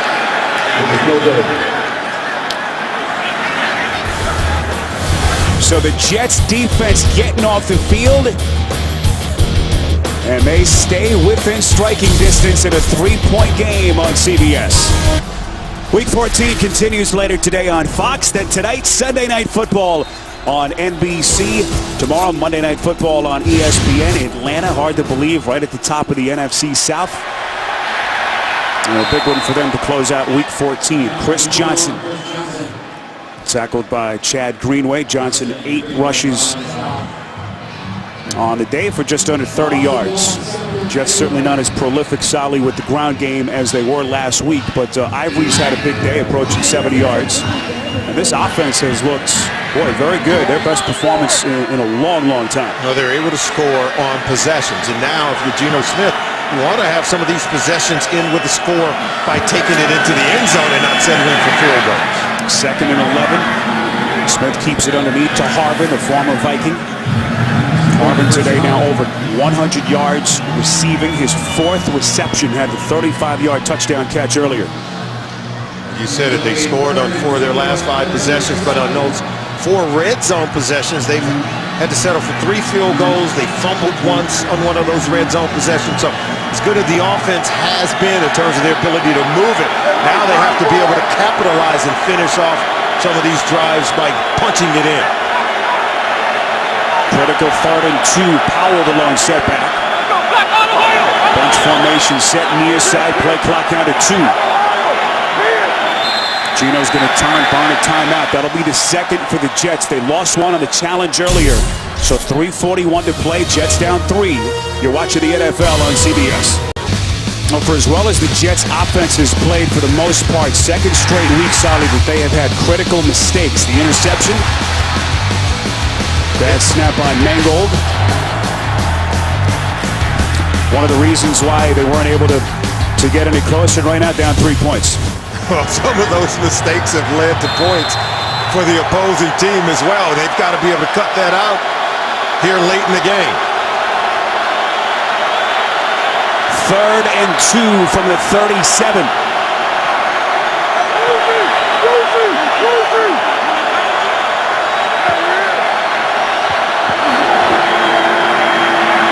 Smith underneath.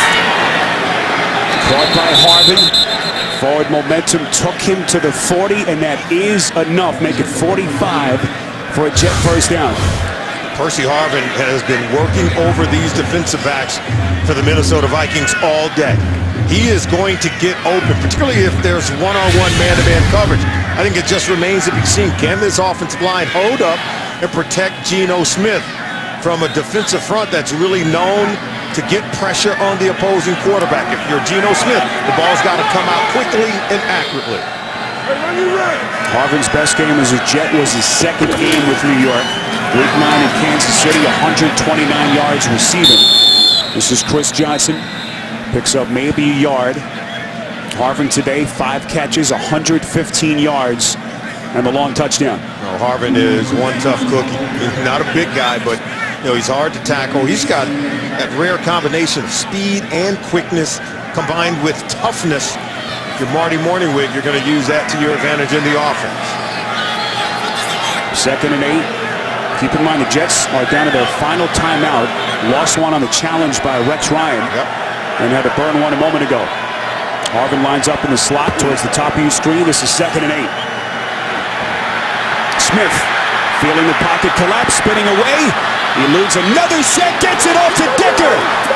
Decker cuts back, still gone. Down to the 25-yard line on a catch and run by the former Golden Gopher. 29 yards, first down Jets. Magical play by Smith. Well, I am impressed with Geno Smith. Look, he feels Everson Griffin coming around the back end. And see, watch him. I think he starts to panic a little soon, but then he recovers. He escapes, get out of the pocket, vision down the field, dumps it off to Decker, who, as you said, knows every inch of this stadium where he played collegiately for the Minnesota Golden Gophers. And boy, he's making plays like he did in college here. Misdirection play. Johnson inching closer to the 20. As we go back to New York in an update, here's JB. Heads up Cleveland D. And talk about making plays. How about the second touchdown of the day for the defense? This one, Justin Gilbert, the first-round pick, takes the interception of Andrew Luck, 23 yards for the return. The Cleveland Browns lead 21-10 as Andrew Luck struggling against this defense. Back to Spiro Ditas. All right, guys, all the talk this week in Cleveland about Mike Pettine's decision to stick with the veteran Hoyer, so far paying off. Smith keeps it underneath again on 2nd and 7 to Johnson. They head inside the 15 down to the 14-yard line. They pick up 8. Another Jet first down. Sally, how impressed have you been with what we've seen from Geno Smith? Very impressed. And even you could see moments when he was clearly under pressure, when he was harassed and hurried. He was able to maintain some poise, didn't turn it over, wasn't careless with the football. Anytime you can see a quarterback keeping that vision down the field and finding receivers while under pressure, that's when you're showing signs of development. Jets, one of the worst offenses in the league in terms of the percentage of 3 and outs. Haven't had many today.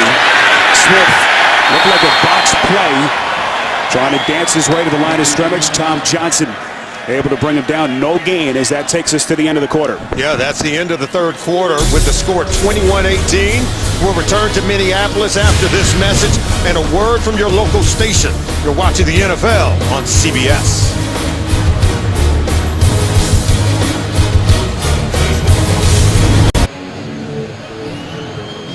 Start of the fourth quarter here in Minneapolis. 21-18 Vikings in front of the Jets. Spiro Ditas, Solomon Wilcots, rest of our CBS crew. TCF Bank Stadium on the campus of the University of Minnesota.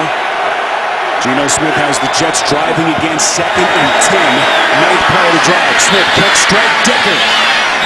Brought down right after the catch. Just short of the 5 was Xavier Rhodes, one of their corners. 8 yards through the air. Solid decision time here on 3rd and 2. Hey, Eric Decker, he says that they're getting close on offense. And this is the kind of plays you want to see happening for this offense. Now, he's got to keep his head up, maybe try to shake that tackle. Kind of kept his head down and made it an easy tackle for Xavier Rhodes.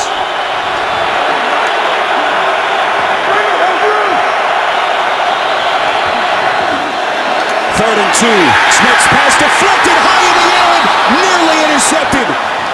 Somehow Griffin unable to corral it. It was tipped by Robinson, and Griffin can't believe it. How does Griffin not make the catch here? He batted it up. It was tipped, as you said.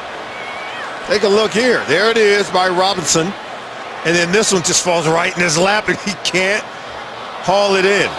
Maybe he's going to run for a touchdown. Look at that.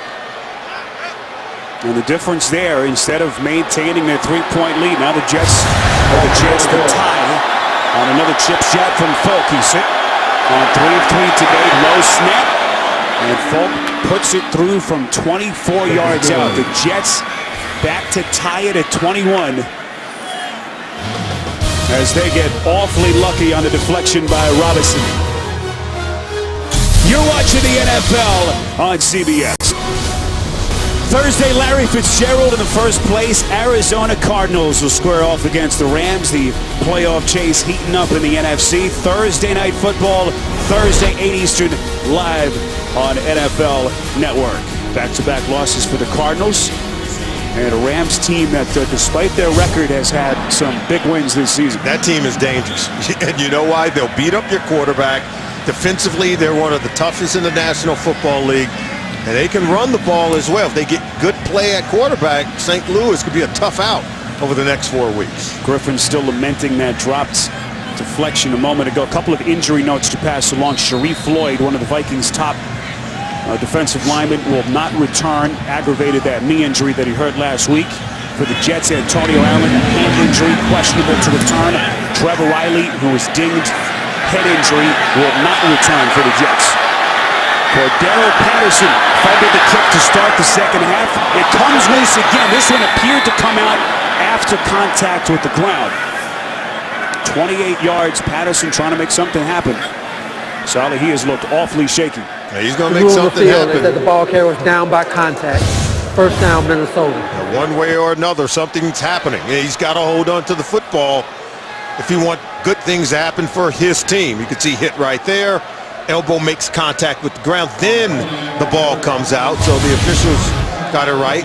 But right now, the Vikings got to get something going on offense. Right now, the Jets have almost twice the amount of total yards on offense here in the second half. Patterson, who they took 29th overall in the 2013 draft, he's had an awfully disappointing season. That's the tight end, Kyle Rudolph. Patterson's future looked bright. Sally had that very stellar rookie season a year ago, but he has been overtaken by Charles Johnson, the young man out of Grand Valley State, who had a long touchdown reception earlier. New offense with North Turner. You've got to invest the time. North Turner's offense has been known to send wide receivers and tight ends to Pro Bowls. First catch by Rudolph a moment ago sets up a 2nd and 4. This is Ben Tate, whom they acquired off waivers from Cleveland a couple of weeks ago. His first carry of the day, 8 yards and a Vikings first down. Sally, one thing about North Turner, once you get into his doghouse, tough to find your way out as he continues to struggle. Yeah, you can see numbers down from 1 year ago. Again, he's in a new offense. And the number of touchdowns, he has something to contribute. But remember, it was North Turner's offense in Cleveland 1 year ago that made Josh Gordon the league leader in receiving yards. And so North Turner's going to get you the football, but you got to buy in. You have to know the scheme, know where to line up, know where to go, and know how to make plays within the system. 1st and 10 after the run from Tate.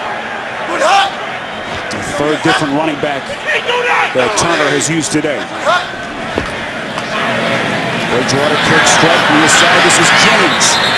Right at the 45, forced out after a pickup of 8. James getting busy here. His 3rd reception, over 30 yards through the air. Forced out of bounds by Phillip Adams. Oh, this is a football team in the Minnesota Vikings.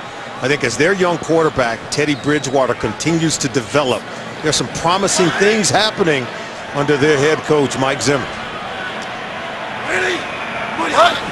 Tate stays on the field, draw play. Here he is again, crosses the 45, ahead close to the 48.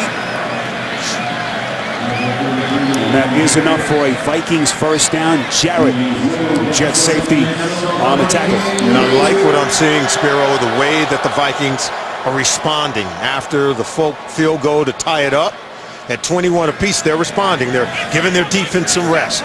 They're converting on 3rd downs, and they're moving the chains with Teddy Bridgewater at quarterback.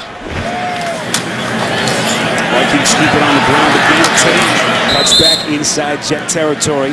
Last week, his first appearance with the Vikings. Acquired off waivers, as I mentioned, from Cleveland on November the 19th. Former 2nd-round pick, Sally of Houston, does have some baggage. Got off to a bad start with the people in Cleveland this year after they gave him the big contract. And they decided to part company. But if he can figure out this offense, what a weapon for North Turner.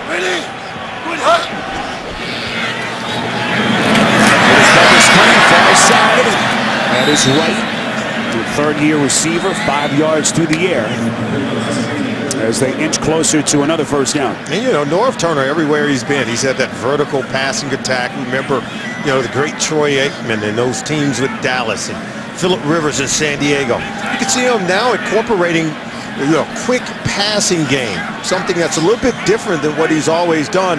You can see he's growing, evolving, and I think tailoring the offense to the young quarterback he has in Teddy Bridgewater.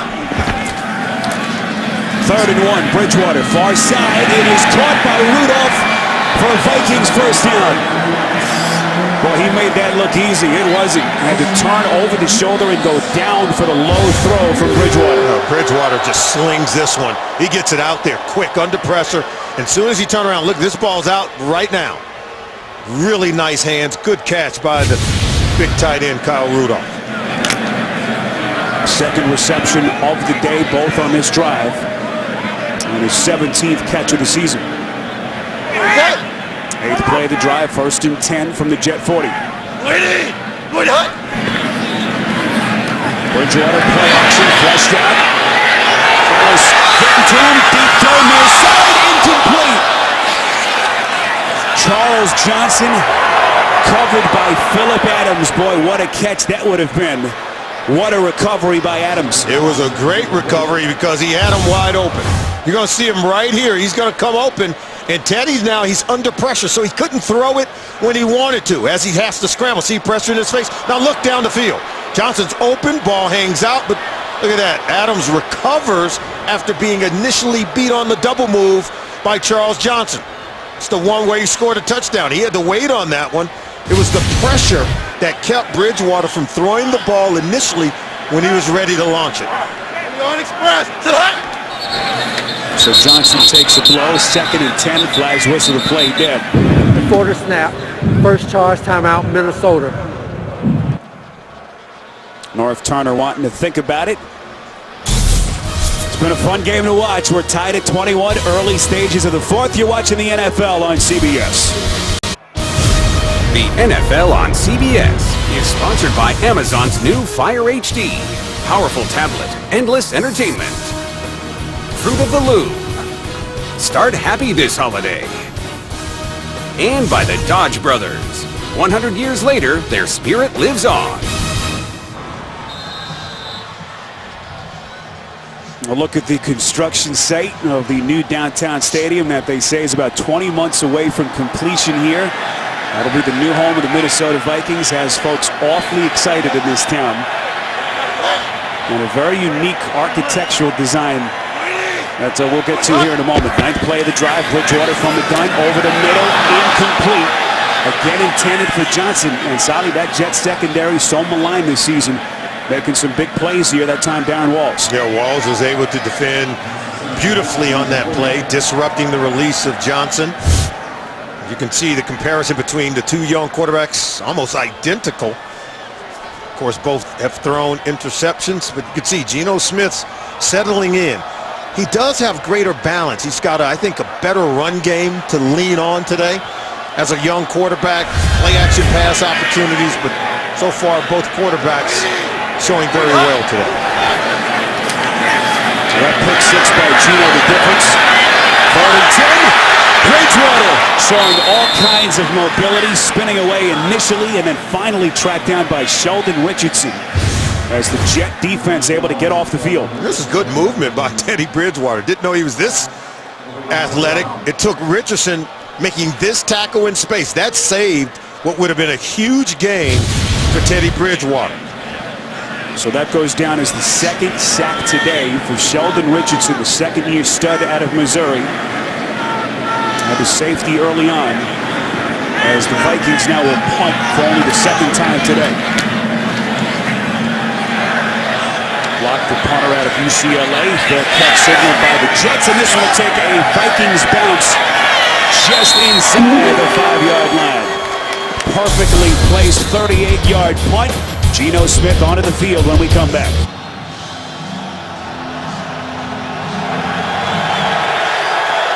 Geno Smith and the Jets pinned deep inside their own territory. 1st and 10 from inside the 5. This is Chris Johnson doing what he does best, making the initial guy miss, getting close to the 10-yard line. Coming up tomorrow on CBS, the wait is over. Mike and Molly are back. Don't miss the season premiere tomorrow after Two Broke Girls here on CBS. One thing to keep in mind, the Jets down to their final timeout. Lost one on the challenge by Rex Ryan. Had to burn one earlier in the quarter. The last 3 possessions have resulted in field goals. 2nd and 5. Smith throwing the out far side. He's got Decker. It's incomplete. Tight coverage by Rhodes. It'll be 3rd down coming up. Oh, this is just really good route by Decker. Stay off the boundary, see, so you can fade away. But then he fades us a little bit too much. Is not able to haul it in. Xavier Rhodes, though, do a good job. See, he gets his head back around, able to knock the hands down and pry the ball loose from Eric Decker. Good coverage on the route. Well, Decker, who knows every inch of this stadium, starred here for 4 years as a Golden Gopher. Unable to make the catch. Tough play. It's 3rd and 5.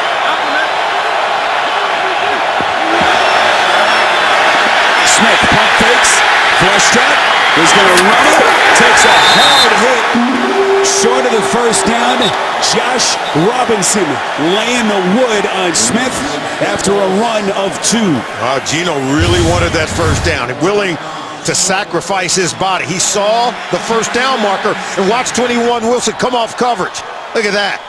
And laying a lick on the quarterback, Geno Smith. Quarterback doesn't get out of bounds. He didn't try to protect himself by sliding. Takes a hit. We've only had 4 total punts in this game. 2nd by Ryan Quigley. Sherrills on the fair catch. Just a 36-yard punt and a short field for the Vikings. Geno sacrificing his body, as Sally pointed out, unable to get the 1st down. The NFL on CBS is sponsored by Macy's. And by Subway Restaurants. Subway is saying thanks this season with $2 subs.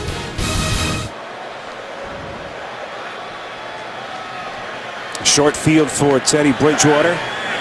1st round pick out of Louisville. 14 of 20 today if you've just joined us. 162 yards, a touchdown, and the pick on the Hail Mary throw to end the 1st half. This is Asiata. Short pickup on 1st down. Their last 2 possessions, Sally, a lot of yards, but no points to show for it.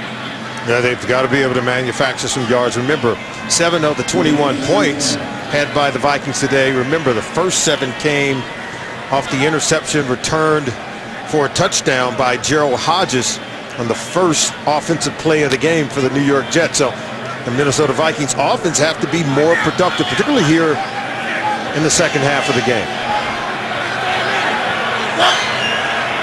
Clock continues to run and hit the 8-minute mark of the 4th. All tied at 21. 2nd and 11. Jets coming to the blitz. Bridgewater has his man. It's Johnson again. Run out of bounds short of the 30. Marcus Williams there for the tackle. 17 yards and a 1st down. All right, Johnson is eating these defensive backs up for the Jets. He's making double moves. He's getting open, as you can see against Marcus Williams. It's a good throw way across the field by Teddy Bridgewater, showing you his arm strength and accuracy. Right now, Johnson having a well of a day, over 100 yards receiving. And he's done it in only 4 receptions. And a 56-yard touchdown catch earlier. End around play. This is Jarius Wright. Still going inside the 10 and finally knocked out of bounds. Jaquan Jarrett, the safety, may have saved the touchdown. 23 yards. It'll be 1st and goal. And then we're going to see him come around here and then watch the block by Bridgewater to seal the edge. Watch this. He picks up Babin right there. That's enough to get him started and get him to the 2nd level. Well-designed play. But look at the block by Bridgewater. It's effective. Not devastating, but certainly effective.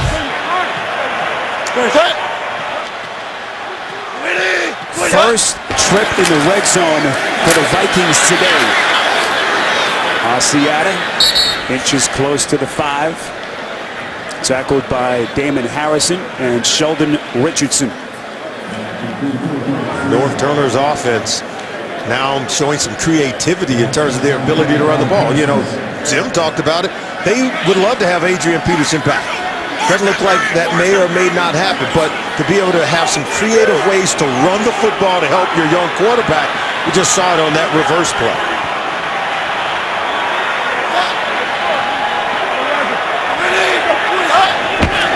Second and goal.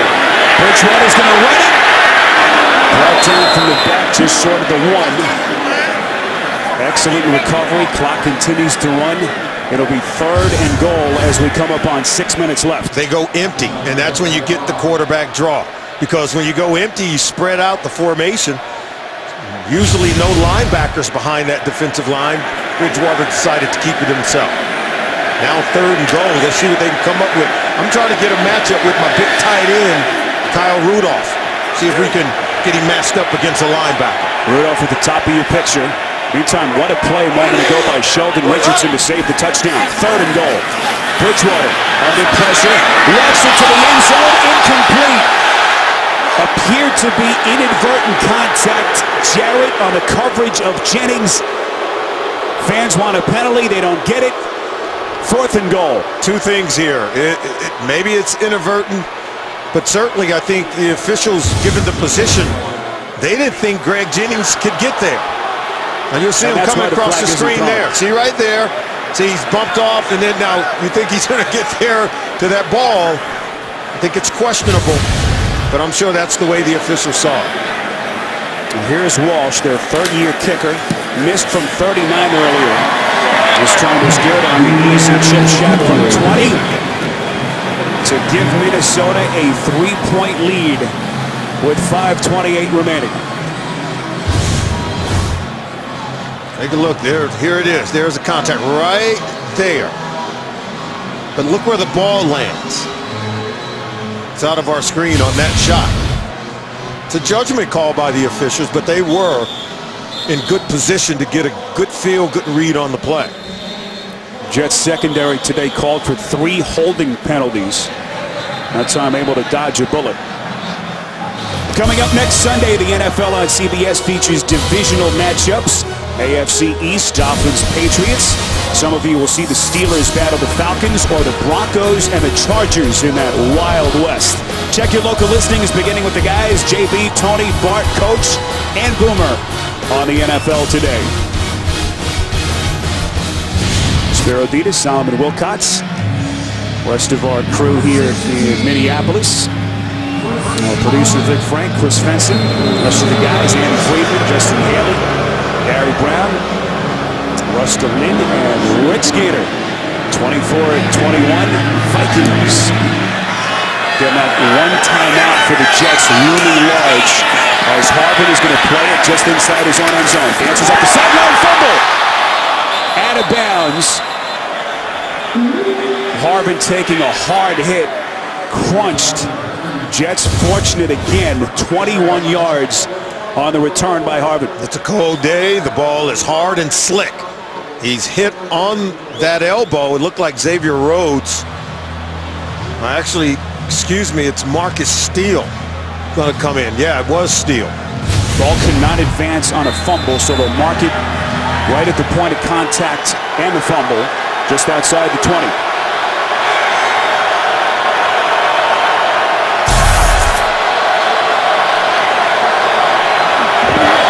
Smith from the gun, now in 1st and 10. Slings it far side, high pass. It is incomplete.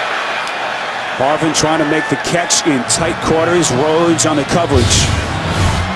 I like the ball placement on this throw, though, from Gino. Look, could be a little lower. Yeah, it was a little high, but certainly giving Harvin a chance to make the catch before Rhodes could close in on it.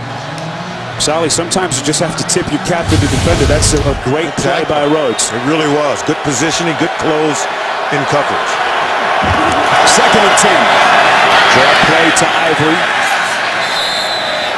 Inching close to the 25, tackled by the safety, Harrison Smith. Sally, just one timeout. How does that change the strategy here with 5 minutes left? I think you got plenty of time. I think you got to continue to work the run game if you're Marty Morningwig. because that's the soft spot. Now, you got to read the defense. If they're packed in on the line of scrimmage, then you go outside against one-on-one coverage with a single high safety look like what you have here.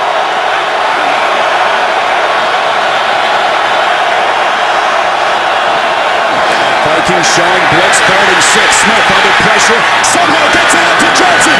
Johnson across the 25, close to the 30, needed to get to the 31, appears to be short, and he is by about a full yard, 5 yards. Pressure coming from Captain Munnerlyn. All-out blitz. Look, Munnerlyn comes in, and then Johnson just checks loose for the catch and run. It was his job to pick up the blitzing Munnerlyn to that side. He missed them, and so then he just leaked out and figured I might as well go out for a pass and allow Geno to dump it off to me. Well, the Jets offense was staying on for an extra beat. Morningwig and Rex apparently thought about it. As now the punt team comes on. It's too early to take that kind of risk here. With 4:29 left, play clock down. Jets barely get it off. Quickly punting. This is Sherrills from inside the 10. Gets a couple of blocks, springs him forward, runs out of bounds right at the 30. Penalty flag down at the 21-yard line. 58-yard punt, 19 on the return. Forced out of bounds by Tanner Purdom as we wait the call from Boger.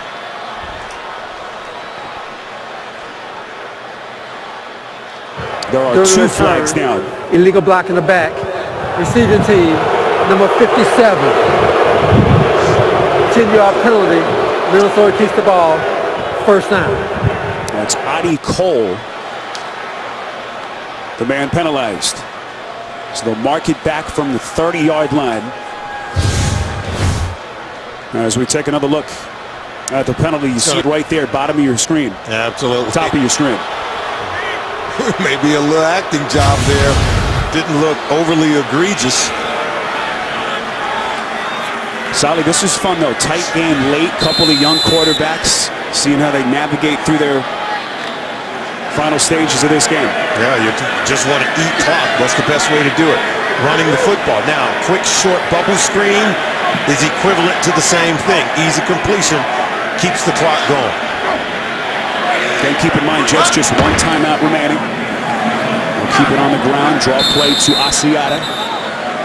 Over 50 yards rushing. Field position, Solomon, also huge here. You don't want to get pinned back too deep if you're Mike Zimmer and the Vikings. That's what the penalty does. It pins you deep inside your own territory, and you've got to be able to collect some first downs, gain some room. So if you do have to punt it, the Jets aren't getting the ball right around midfield. A little extra pushing after that play. Sheldon Richardson joined some of those offensive linemen for the Vikings. 2nd and 9 from the 13.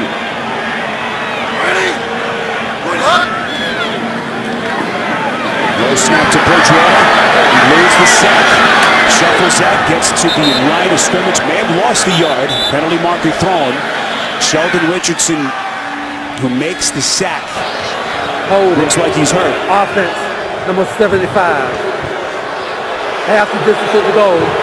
Replay, 2nd down. Well, that's huge. Matt Khalil, the left tackle, they're going to get him. And it puts the Vikings deeper inside their own territory.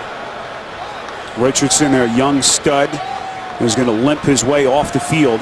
Jets already shorthanded without their MVP up front. Muhammad Wilkerson, 2nd straight game he's been on the shelf with the turf toe. That's where Richardson goes down, number 91. So they will look at Richardson on the Jet sideline. As you take another look, that's the 2nd penalty today on Khalil, and a very inopportune time here with field position so critical with 3:29 remaining. And as much as you want the first down here in the 3rd and 9 situation, Teddy Bridgewater, more importantly, has to protect the football. You know, punting isn't the absolute worst thing. The turnover is. Lige Douzable will come on in relief of Richardson, at least for the moment, on 3rd and 9. Bridgewater from the gun, Jets blitzing. Bridgewater's pass will fall incomplete. Demario Davis coming in untouched, forcing Bridgewater into the bad throw. Look at Davis. He's going to creep here and come right there, unblocked. Matt Asiata reads it wrongly, doesn't pick him up. Free runner at the quarterback means the ball's got to come out. See, Asiata goes inside to get Babbitt, allowing Davis to come free. Sally, you wondered how Asiata didn't see him. Just never even looked to his direction to the left. But Babbitt was also coming free, and in pass protection, you're taught to protect inside out. So the most immediate threat is coming from the inside. Left leg gets the punt away. It's fumbled! And the football still loose. The Jets miraculously fall on the football. Phillip Adams, who made the very impressive defensive play earlier, falls on the football, and the Jets stay alive after the fumble by Curley. And watch number 32, Anton Exum. He has a chance to get it right there. He overshoots it. You know, every day in practice, particularly the skill position players, you've got to spend time working on this fundamental. That right there, the ability to recover that ball wins or loses a football game. Boy, Everson Griffin dropped an interception earlier on the deflection. Jets dodge another bullet here. Can they take advantage? Down 3 with 3:13 left. Smith on 1st and 10 finds Decker far side. Decker close to the 34, 5 yards through the air. As the Jets trying to navigate here with just 1 timeout left. And they still have the 2-minute warning as well. But right now, you have to be judicious about when you're going to run it. It'll just eat clock. Right now, the game is going to be in the hands of Geno Smith.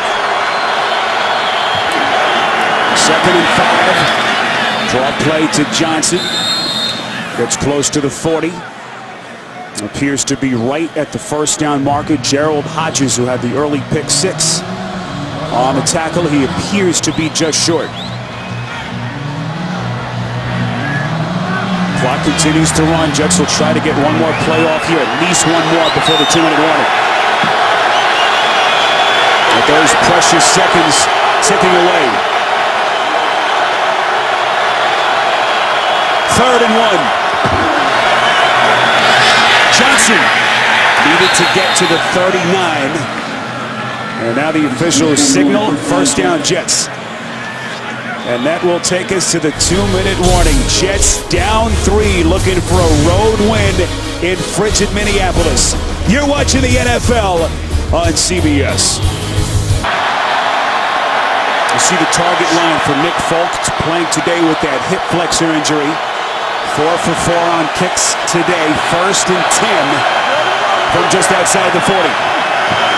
Just 1 timeout remaining for the Jets. Smith airs it out near side. That's Harvin for the catch. Right at the 50. Sally, this was a drive that started with 3:13 remaining. A lot of time came off the clock before that last Jet play. Yeah, particularly with those first 2 plays you talked about. They squandered a minute, 13 seconds. Thought they could have went into their hurry-up a little sooner, even before the 2-minute warning. Clock continues to run. 94 seconds left. 2nd and 1. Smith under pressure. Griffin unable to get him down. Smith escapes again. 1st down and 11. Flacco all the way down to the 31-yard line. Everson Griffin had him all to himself, and somehow Smith burns him for 18. Working against DeBrickashaw Ferguson. See, he wasn't able to get a clean hit on the quarterback because DeBrickashaw Ferguson didn't give up on the play. Well, Griffin missed on a deflected pick earlier. And what would have been an enormous sack, it's Powell on a nifty little 1st down run. Clock continues to run. 50 seconds, 1 timeout left.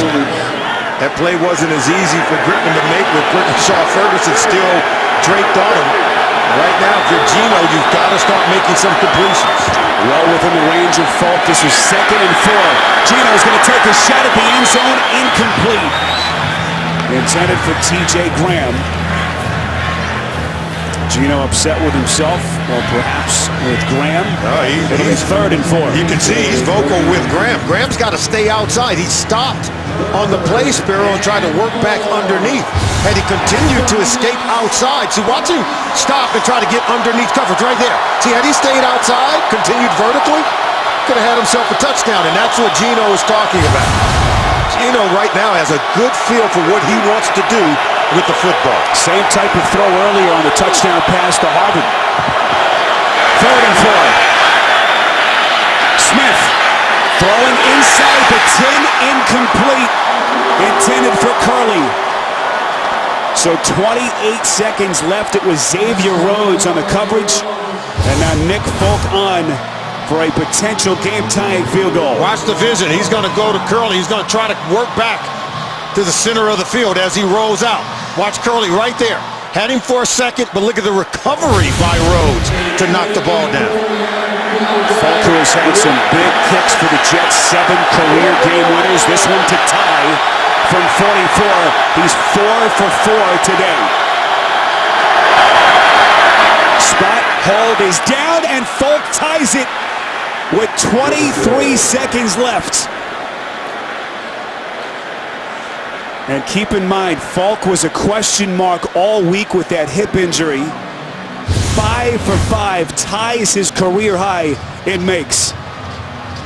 Making good on a really good drive by Geno Smith in the New York Jets offense to set Folk up for the game-tying field goal.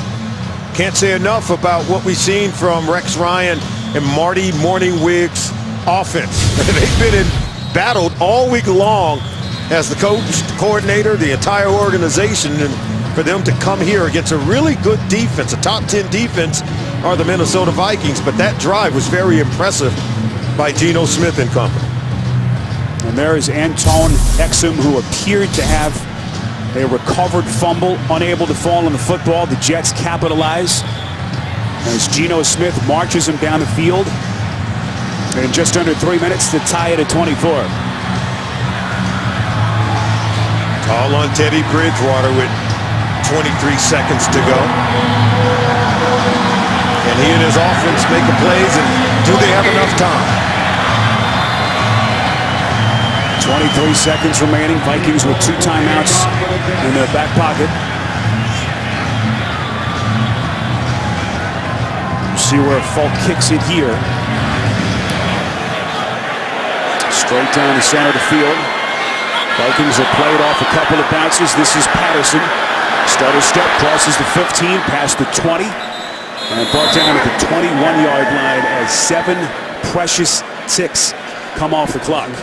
Another reminder, the Subway postgame show is next. JB, Tony, Bart Boomer, and Coach Cower with all the latest scores and highlights on the Subway postgame show coming up next.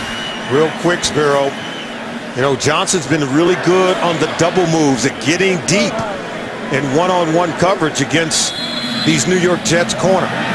They have been on the double move. They've had opportunities. He scored a touchdown on one of them with 2 timeouts left for the Vikings. You have an opportunity to take a shot down the field and still call timeout. Teddy Bridgewater a week removed from his best performance as a rookie last week. The home win over the Panthers. Only his 9th career start, sitting at 4 and 4. 1st and 10, Bridgewater, he leads the sack, throws up the field. It is no signal yet. Right battling Rolls, and they say right with the catch for the Vikings. Penalty marker is thrown. Boy, Sally, you thought for a moment Walls had it for the pick. Right, somehow the catch. Neutral zone defense, number 91. That penalty is declined. First down. 28-yard pass play. What a play by Wright. You knew this ball was caught by someone. You didn't know if it was intercepted or if it's a reception by Wright, but he's able to wrestle the ball away from the defender, comes down with it. Quick timeout. Clock stops with 9 seconds to go. They still have a timeout in their back pocket, but 9 seconds maybe gives you a chance for one play, and you better call the timeout quick. You're going to set up for a field goal. You saw the career long for Blair Walsh, 56 yards. Still outside of that range considerably here. The target line is the 37 for Walsh. 7 seconds. 6 over the middle. Bridgewater sliding. Right run by Jennings, and that'll get him much closer. Right at the target line. It looks as though they'll spot it at the 38. 13 yards, and here comes Walsh to attempt a game winner. Jennings, a 9-year veteran. He knew he had to catch it, and he had to really get going to get to the sideline to get the clock stopped with 3 seconds to go. Sally, you try to ice him here with your last timeout? I go ahead and let him kick it. He hadn't had a whole lot of time to warm up. Go ahead and let him kick it. Let the chips fall where they may. Career long 56 yards. It appears as though Rex will do just that. They'll burn their final timeout. This is a 30-second. Sally, one thing about Walsh, as you look at it, that last completion one more time. Yeah, he comes across the formation, and that's where he gets leverage against the defender, Kyle Wilson, who you talked about earlier. Now, here's the reason why I said I wouldn't ice him. Sometimes I think if the kicker has to run out and hurry and kick it. Yeah, we've seen it backfire. We've seen it backfire. Now you give him time to get into rhythm and get into thought. So that's just me. You know, Coach Ryan's been at this for quite a long time, and obviously, this is a really good kicker. He's capable of making it when you allow him time to get into rhythm. Since entering the league in 2012, he has been the best distance kicker on field goals. He's led the league with 17 kicks of 50-plus, and this one, not even close. He appeared to rush himself, Blair Walsh. Not even close, as you mentioned. Pushed it to the right, and they're saying this ball live. Now they blow the whistle. We're going into overtime. So that will take us to the end of regulation. A 44-yard field goal by Nick Folk ties it. Walsh unable to convert from 56. And that will take us to the extra session here in Minneapolis. There's the hold. Did he get it down cleanly? Oh, I'm not so sure. Jeff Locke, their punter. There it is. The holder on the play. He just pushed it, didn't he? Wonder if he may have lost his footing a bit, did Walsh. We mentioned earlier that it's a frigid field here. They do have the heating coils underneath the artificial surface here. That keeps the field at around 50 degrees.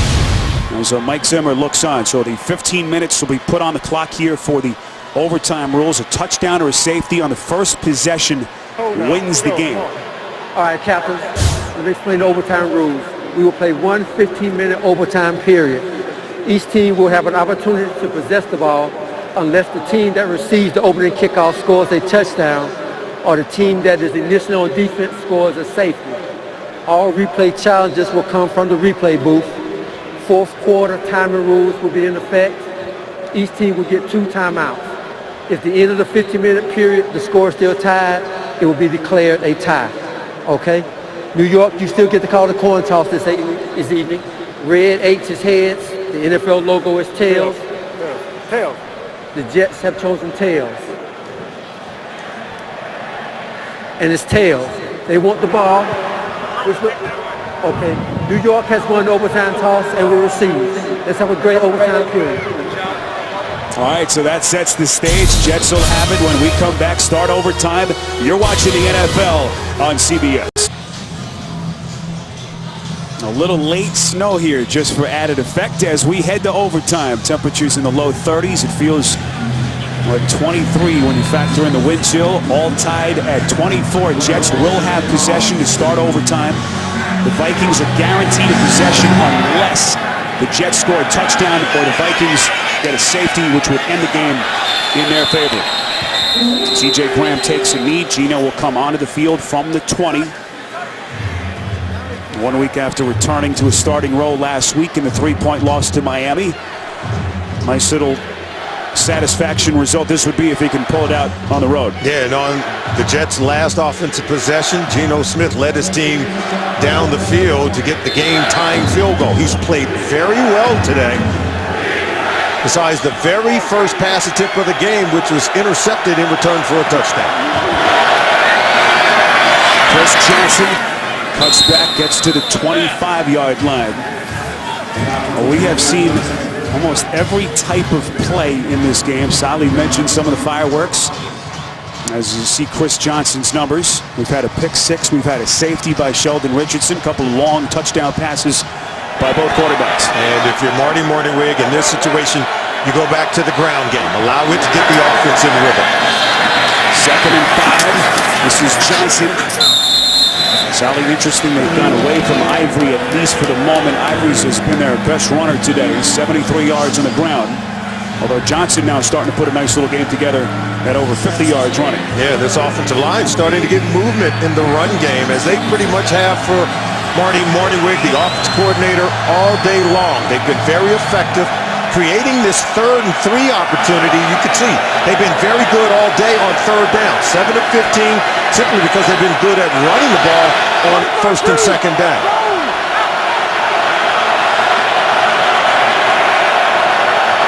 Powell, the large setback on 3rd and 3. Smith from the gun, all day to throw. Over the middle, he's got Decker for the first down. Inside Vikings territory to the 47, 27-yard strike from Smith. Injured Viking player appears to be the safety, Robert Blanton. Coming off the bunch formation, see a line tight, and then he's able to cross field and get underneath 21, Josh Robinson, to be able to make the catch. Decker gets a spin on that ball. Very impressed with the way that the offense was able to click on that play. Blanton, the 3rd-year safety, former 5th-round pick out of Notre Dame, has to crawl to the Viking sideline. And right now, this offense for Marty Morningwig, Spiro, over 400 yards total offense for the New York Jets. Again, getting it done today against a top 10 ranked defense in the Minnesota Vikings. First time this season that Eric Decker has gone over 75 yards receiving in what has been his best statistical game of the season. 1st and 10 from the 47. Ivory back on the field, Smith from the gun. Draw play, Ivory. He is met by Griffin, no gain. Barely able to get to the line of scrimmage. The ability to get stops for the Minnesota Vikings defense, I think, is predicated on making plays like what you just saw. Slam the door shut on the Jets running game on 1st and 2nd down. And as we said at the top of the game, put it on Geno. Force him to have to make plays on 3rd and long, but you got to get stops on 1st and 2nd downs. We welcome our new audience that has just joined us in overtime. Opening possession, a touchdown here for the Jets. Wins it. 2nd and 10, Smith. Pocket collapses. Appeared to be a face mask on the play.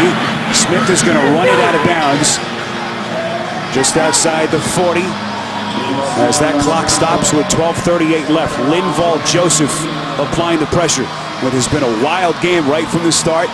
For those of you that have just joined us, pick 6 thrown by Geno Smith on the very first play from scrimmage. We've seen both quarterbacks, Sally, play very economical football. The offensive numbers to this point. And the Jets, by far, winning time of possession, getting many more opportunities to make plays.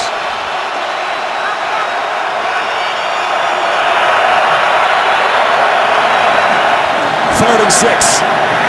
Smith under pressure, deflected in the air and incomplete. So the Vikings defense going to get off the field with just over 12 minutes left in overtime. Pressure by Captain Munnerlyn, number 24. Forced the early throw from Geno. There you see right there. And then that ball is tipped at the line of scrimmage by Everson Griffin.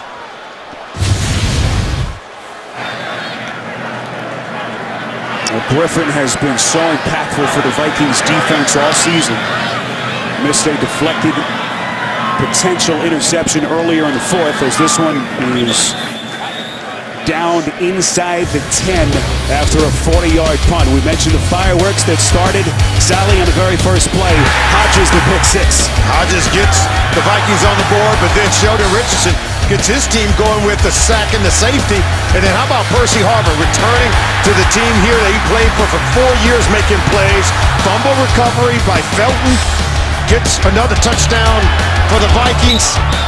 Cordero Patterson fumbles, and then the field goal they come from both teams. Curly fumbles, Vikings can't recover. The Jets maintain possession. They go down for the game-tying field goal for Rex Ryan. And you can see Walsh had an opportunity at the end of regulation. He misses. That's why we're locked up at 24 apiece. Walsh today just 1 of 3 field goals. That last miss at the end of the fourth from 56 yards. This is Matt Asiata, a third-year running back out of Utah. And this is what it looks like. The 2 passing touchdowns, both long strikes by these 2 young quarterbacks. The defenses are getting in on it, returning an interception for a touchdown. Get a safety, fumble recovery for a touchdown as well. And now that both teams have possessed the ball here in overtime, the first team scores, Spiro, they're going to win the ball game. At this point, sudden death. 2nd and 8 from inside the 10. Bridgewater has time, dumps it underneath. That's Asiata. Crosses the 10. Minnesota needing to get to the 18-yard line. Tackled by David Harris. And the lack of good field position has hurt Mike Zimmer's team here in the fourth quarter. On their previous possession, remember, they were pinned deep inside their end zone, really could not get the offense going. Now they find themselves 3rd and 5 inside their own 15-yard line. And again, more than anything, got to be careful with what you do with the football. The only thing worse than a punt is a turnover. Vikings at 5 and 7, still mathematically in playoff contention. But they need a win here against the Jets. 3rd and 5. Quick throw, far side. This is Wright, first down and more. Only Richardson to beat. Wright will score. And the Minnesota Vikings win it on an 87-yard catch and run to Jarius Wright. Sometimes plays turn out better than what you had designed it for. This is just going to be an easy completion on 3rd down for Teddy Bridgewater. It's what the coordinator, Norv Turner, wanted. Just a quick throw out to Wright, but Wright does the rest because he breaks tackles. This is going to be him here, and there's Teddy Bridgewater's going to get it over to him. Quick wide receiver screen. Look at the blockers out in front. 1 missed tackle right there. From there, he's going to run away from the big lineman, Sheldon Richardson, who gives great effort just running that far down the field.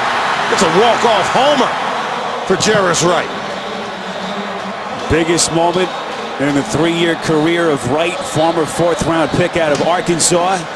87 yards.